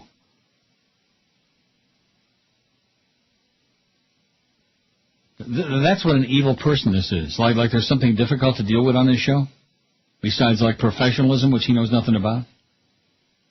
I mean, just do it right. Do what we need and get it done. Get her done, Get her done. He can't do it. Evil. I wouldn't be surprised someday if he just doesn't blow up. You know what I mean? Just walks in the door just like a shmoo. You know what I mean? 5670560 pound 560. Al Cap, he's been dead a long time, hasn't he? Who? Al Cap from Joe Palooka. Isn't that the cartoon where they had the shmoo? No. What cartoon was that? Lil Abner. It was? Yeah. Get out of here. All right. It was? Trust me. That's 100 years ago. How the hell do you know? I'm 100 years old. But you're a hell of a lot better than me, I'll tell you that. You sure got your sicko fans out there. That's good. Goes to show you. I told you that. Yeah. You have your groupies, man. Sure, my they sucko really fans. love you. Your psycho fans. That too. And I got my sucko fans. 5670560 and pound 560 on the Verizon and Singular Wireless line. WQAM, hello. Hello. Are you Yes, still sir. taking requests? No, I'm not. We never started and we aren't finishing, no. Sorry. Bye. We still taking requests? That guy sounded like he was on something really, really strong, something bad, something I could probably use right now. 567, we got a lot of open lines here, a lot of vacancies in the hotel, as your buddy would say. And pound 560 on the Verizon and Singular Wireless line. WQAM, hello. Yeah, get her done. WQAM, hello. Hello, Neil. Yes. Welcome back, my friend. Thank you. Hey, Neil, George is the best, man. He had me pissing in my pants yesterday with religious group. Yeah. He's the best. He's the best. Anyways, Neil, one more thing. Estoy en el baño. Okay. Another one of your sycophants. Yeah, that was a spicophant. Oh. Fine, you're the best. Girl, but she didn't tell me her credit was bad. So now instead of living in a pleasant suburb, we're living in the basement at her mom and dad's. So we can't get a loan for a respectable home. That's a new one. MyCreditSucks.com. I hate that guy. Do you? He's ugly. The whole bunch of them are annoying. I like his friend though with the beard though. He's kind of cute. You know what I'm talking about? No. The drummer. Is he the drummer? I don't know what he is. He's got a little beard, yeah. The other ones are just very annoying. The one looks like Danny, what's his name? From the Partridge Family. Danny Bonaduce. Danny Bonaducci, yeah. WQAM, our last call. Hello. Neil, I just wanted to call to congratulate you on your protege, George. Yeah. Yesterday, I turned on the radio in the middle of the show, and he was ripping some religious nut for a solid, I would guess, 10, 12, 13 minutes. It was the most entertaining time I've That's because he's the best. That's right. It was just absolutely terrific. Right. It was absolutely, and the thoughts of him just telling this guy, the guy would quote the Bible and George would put him down. It was terrific. Right. So I want to thank you for showing George the way to go, and George, it was a great deal yesterday. Thank you. You're welcome from everybody. You're always telling me where to go. Yeah. Boy, I'll tell you, you sure got him turned on now. Usually it's, that George. One good call, and that'll do for you, you know. They love you now. They're obsessed. That's what happens when you just take all this time off. They start to forget about you. Boy, like I said before. I don't care. No, you don't. The effing money. That's all I care about. Just keep those checks coming, Joe. You fat-ass fool. Keep the checks coming. 5670560 and pound 560 on the Verizon Singular Wireless line. Down to a really a trickle now. The way you were talking before the show this morning, I thought we wouldn't have any calls. And so I got like a little pile of stuff here, but I don't want to do that. I don't want to start with the bedtime stories, dig into the pile. WQAM, hello. I told you. It's another day in the neighborhood, another day in the neighborhood. Or would you rather hear, hurry so halfway, that's better than his way. We got to get the hell out of here. Goodbye. That must have been your buddy. Wow. The guy with the eyes. Or his boyfriend with the yellow teeth. Oh, God. Huh? The yellow, they're like, I don't know, plaid. I would think he was British if I didn't know better. It's one way in Amsterdam, you can always tell the Brits, just look at their teeth. Crooked, yellowish. You can smell the stench, the aroma, put you in a coma. Luckily, there weren't that many of those thick-necked Brits in Amsterdam this past weekend, thank God. Oh, the Dow has made a great comeback. It's only down 25 points. Help is on the way. Trust me. Biggest names. The best talent. This is Neil Rogers. Sports Radio 560 QAM. The sports leader. You get a lot of it. Sports! With Neil Rogers on Sports Hole Radio, WQAM.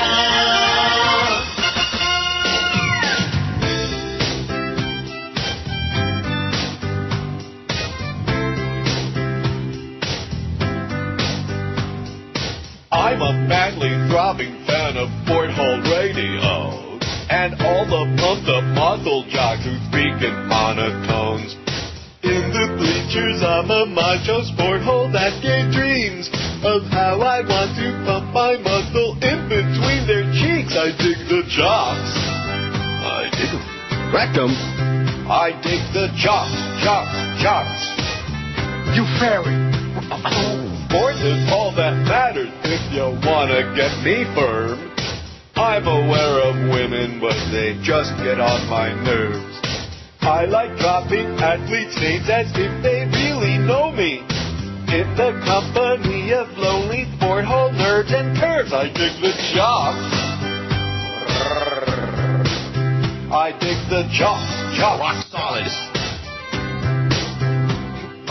Fanny slapping, towel snapping, manly jocks are sweating.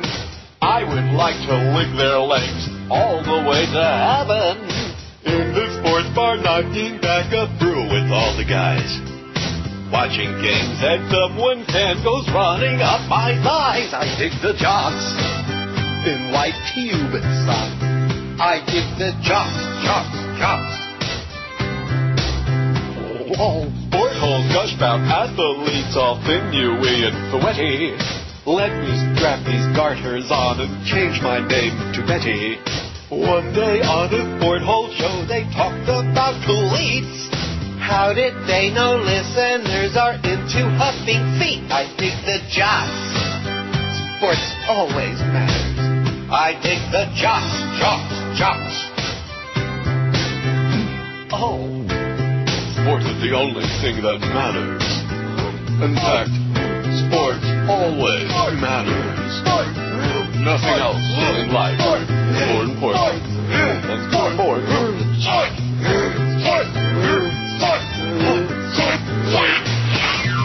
132. So I just looked at the WIOD website because I'm sure you wanted to be updated on Footsie and how he's doing. Oh, yeah. He's still there, but the callers are right, and that fax we had is right, too. Dave LaMon evidently got blown out. He's gone. And once he's gone, he's here. And Manny Munoz produces the South Florida's First News on IOD in the morning.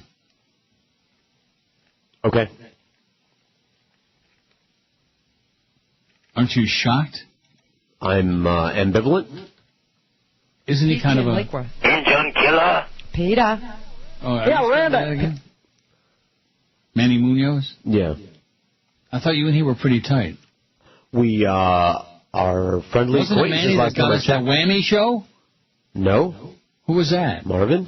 Oh, Marvin. Oh, I get all those slime balls confused. I'm sure you do. WQAM, hello. Uncle Phil. Yes, sir. How's it going? Okay.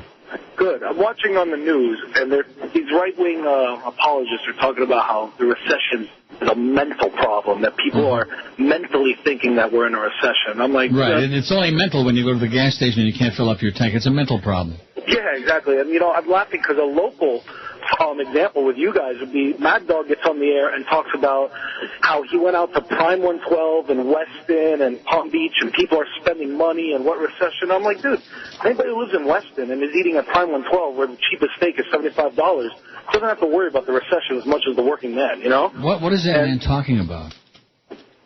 I don't know, but that's what he's talking about. Yeah, I think so, man. And it bothers me that these are the same people now that they know how bad our presidency has been over the last 8 years and will tell you something like, well, yeah, he hasn't done a good job. But then so you say, oh, you're going to vote Obama? Oh, no, I'm going to go with McCain. McCain is good. Well, they liked it. They liked the last 7 years, and they want another 4 or 8. I guess if you're making money in oil, but man, I mean, it just boggles my mind, Neil, how nobody is revolting in this country. Why would you listen to the political rantings of a jock? I mean, I don't understand. No, I did it. The show was on. You do understand the jockocracy. They have to keep spouting right-wing garbage, even if in the closet they vote for Democrats, because it's what makes them macho.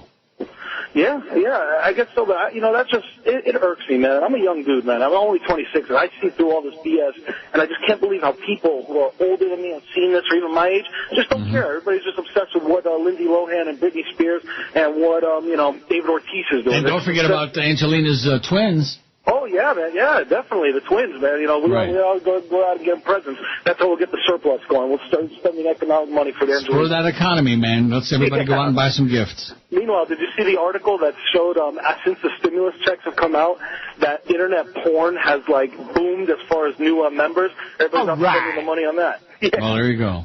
All right, Neil. Have a good one. And you too. Well, people need a little perversion and diversion. They can't pay their bills like George. They're all starving to death, so they got to get a little something on the side or on the back. Yeah. Chris should be bouncing in his chair up and down like a clown. 503 on the poll. I told you. I said earlier in the show, I said 525. No, and you said, oh, there you go again. What's wrong with you? You're a crazy person. Blah, blah, blah, blah. Yeah, I always do the same thing. Yeah. That's what he said, isn't it, George? Yes. Yep. Sure. George, by the way, I'm hearing is just phenomenal now. His show, I might have to listen to some of it. The best. I might have to listen a little this summer. Don't bother. It's not for you. Rave reviews. It's not for me? What does that mean? Oh, we talk about things that you can't relate to. Oh, chicks being married, having to deal with kids, stuff like that. No, I have to deal with kids. Lesbians. No. Oh, lesbians. I dealt with one at the airport yesterday. Nasty old dyke. Bitch. The most hateful sow. Oh, my God. She must have been Joe Bell in drag. That's who that was. I mean, just giving me hell. And she kept diddling with that passport and diddling and leafing through the pages. Now, I wanted to, of course I had to restrain myself. I wanted to say, what do you think you're going to find in there? Are you going to find something? If you leaf through it 1,000 times, 5,000 times, what are you going to find, honey? What are you looking for? And she's leafing through just to be annoying, that's all, just to be a bitch. WQAM, hello. QAM, hello. Hello, Neil. Yes. I'd like to discuss the lack of enthusiasm and preparation on George's part for the program. Yeah, okay. I'm really disappointed. He's obviously bitter that you've been traveling, and he feels he's stuck in South Florida, and it's really coming out on the radio. And it's really kind of That's an excellent point. It's kind of shameful, really. Yeah, okay. Tell him that tomorrow. You're shameless. Mm-hmm. Who wouldn't be bitter being stuck in South Florida? Is there anybody with a brain? No. 5670560, pound 560 on the Verizon Singular wireless line. But he's in a minority now. You've really turned him around, because most of the calls generally are, did you get that George off the air? He sucks. Could you do that to the show? Like that, George is gay. Like that stuff. But now you've turned him totally around. I wouldn't be surprised this summer rating we have number 1/2. We certainly won't have point like we do on Sunday parts. Well, we could try. Well, the management is trying. If we talk sports, we could. Point. WQAM, hello. That's a magnanimous style. WQAM, hello. QAM, hello. Oh, WQAM, hello. Hello, Neil. Yes. Warm welcome back from all your British fans over here. Oh, with the phony accents, yeah. Yeah. How did your holiday go? Was it all right? It was all right, yes. Yes, mate, it was all right. Excellent, excellent. Hey, I hear this. Who's this guy, Neil Butz? I hear he's over this way at the moment. He's over this way at the moment? He's a Nazi is who he is. He's another radio Nazi. Right. He's another Rush wannabe. Well, listen, work on the accent, okay? Tally-ho. And watch out for that toad in the hole and that spotted dick. 21 till 2 at QAM. Biggest names. The best talent. This is Neil Rogers. Sports Radio 560 QAM. The sports leader. Sister Mary Catherine. Jesus.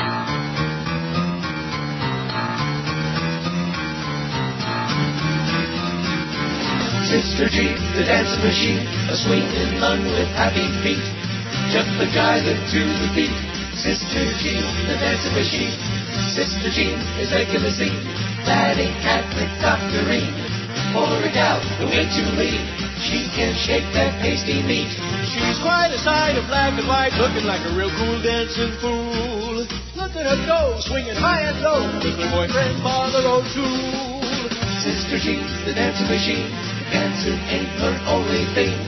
She'll knock you off your feet when you hear her wail and sing. I got a bad habit of jumping like a rabbit when the music turns me on.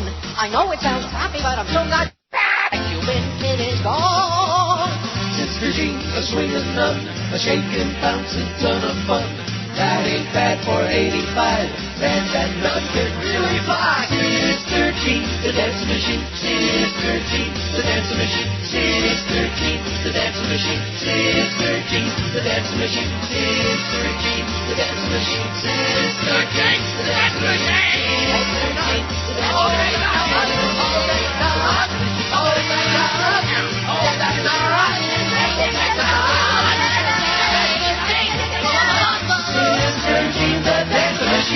145. Too bad Elianito is spouting all that pro-comunista propaganda, you know, because we could bring him back and have a good time. Elianito. Well, I'm not me, but I'm just saying, South Florida. He could be like run for office. Don't you think he could win hands down in Dade County? Oh, yeah. He'd win something. Pants. 512 votes on Chris's poll. We got 15 minutes, and we need 13 votes to get to 525, which is the number I picked early in the show. Really? Sure. George is an ear witness. He heard it. 567 0560. Don't let me forget. You know what I'm going to do? I have no idea. No, you didn't get the soundtrack music from There Will Be Blood? I thought you can get that. Well, not instantly, no. Well, why not? An entire soundtrack takes time. I want the part with the violin music. Frantic, hysterical, loud, and louder, and just insane. Later on in the day, I'm going to spend at least 3-4 minutes reading some of the reviews on here because it gets me so agitated. From the pseudo intellectuals. Oh, this was a brilliant piece of filmography by. It was swill. It was just a waste of time. The only good thing is when you're on a plane, the longer it is, it's good because it kills more of the time when you're on a long flight.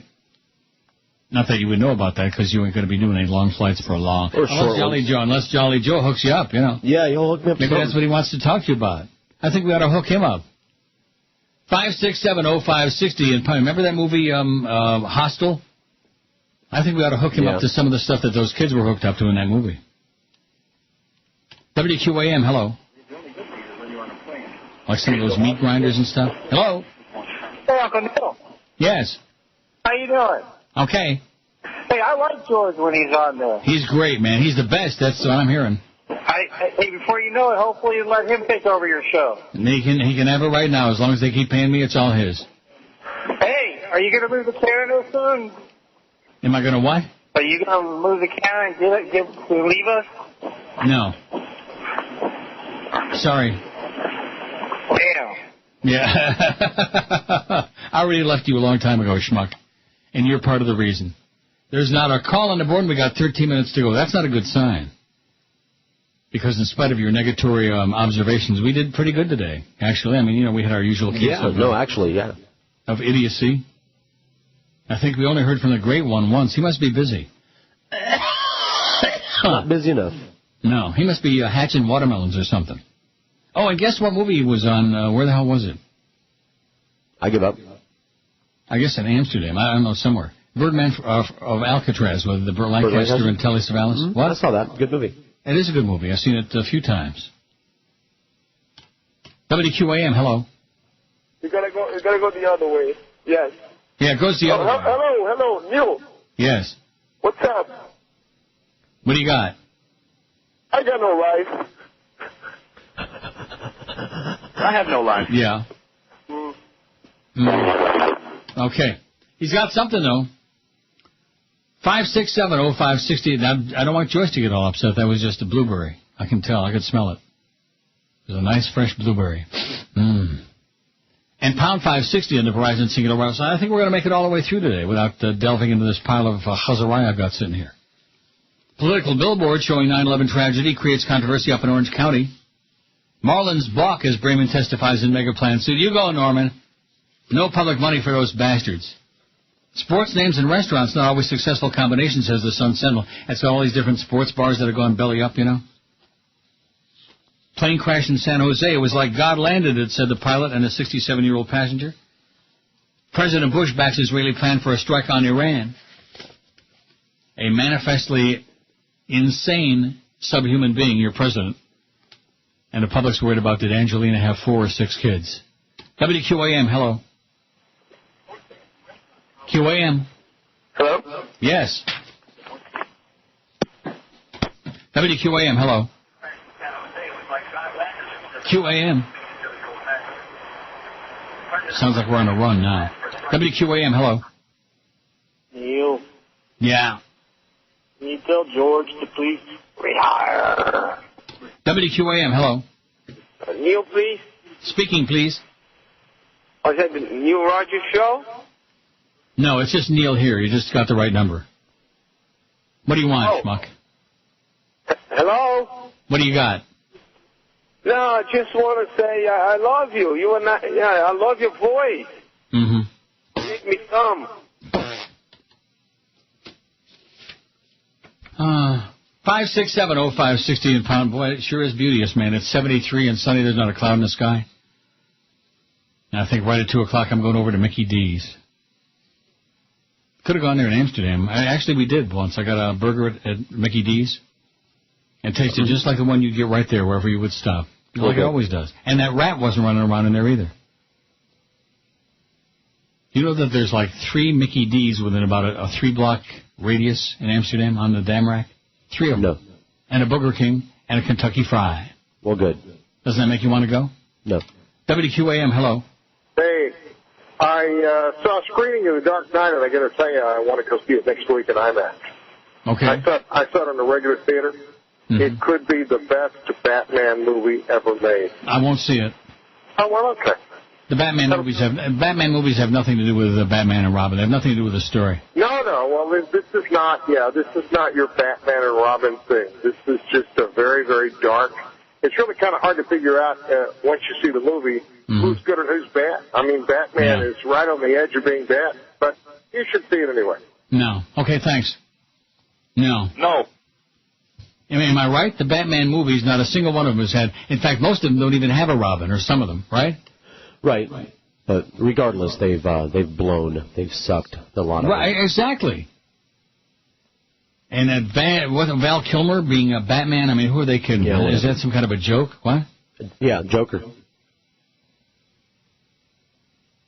There's no more Cesar Romero, I'll tell you that. See, I was weaned on the Batman and Robin on TV, which you can still see on, like, Nickelodeon and those channels. It's all over the place. 524, guess what? We're going to make it. Boy, I better go to Woodbine. I will. 526. We hopped right over 525. 526. Say it loud and say it proud. We did it, Chris. All right. No, we did it. Oh, we did it. If you're going to own your own baseball team, you got to say, we did it! That's right. We did it! Like that little fruitcake, David Sampson. We did it! That little screamer. That little silly person.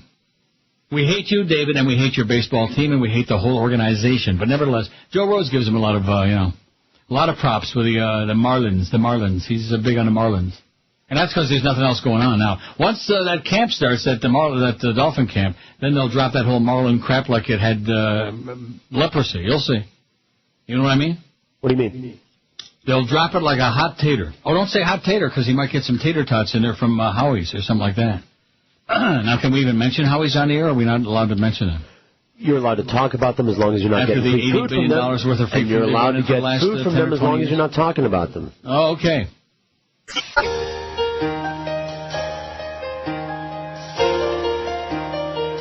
It's 30 a day plus gas.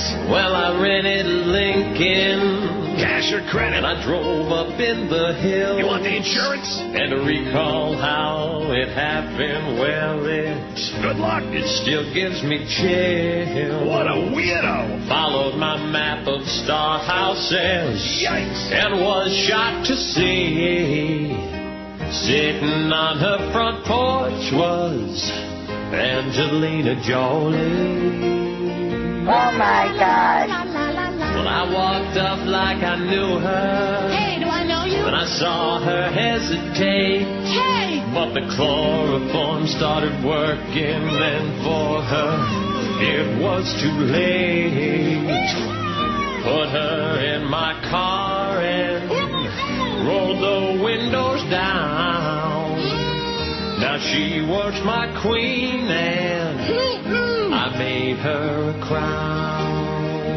Take the stupid crown off me! And I've got Angelina Jolie in my basement. I'm in the basement! And I think I'll keep her there with me. Hello? And charge her rent. I'm not paying rent. Well, I hope she don't mind. I hope that she'll find that she likes the cement. I'm in the basement! How wonderful life is with Angelina Jolie in my basement.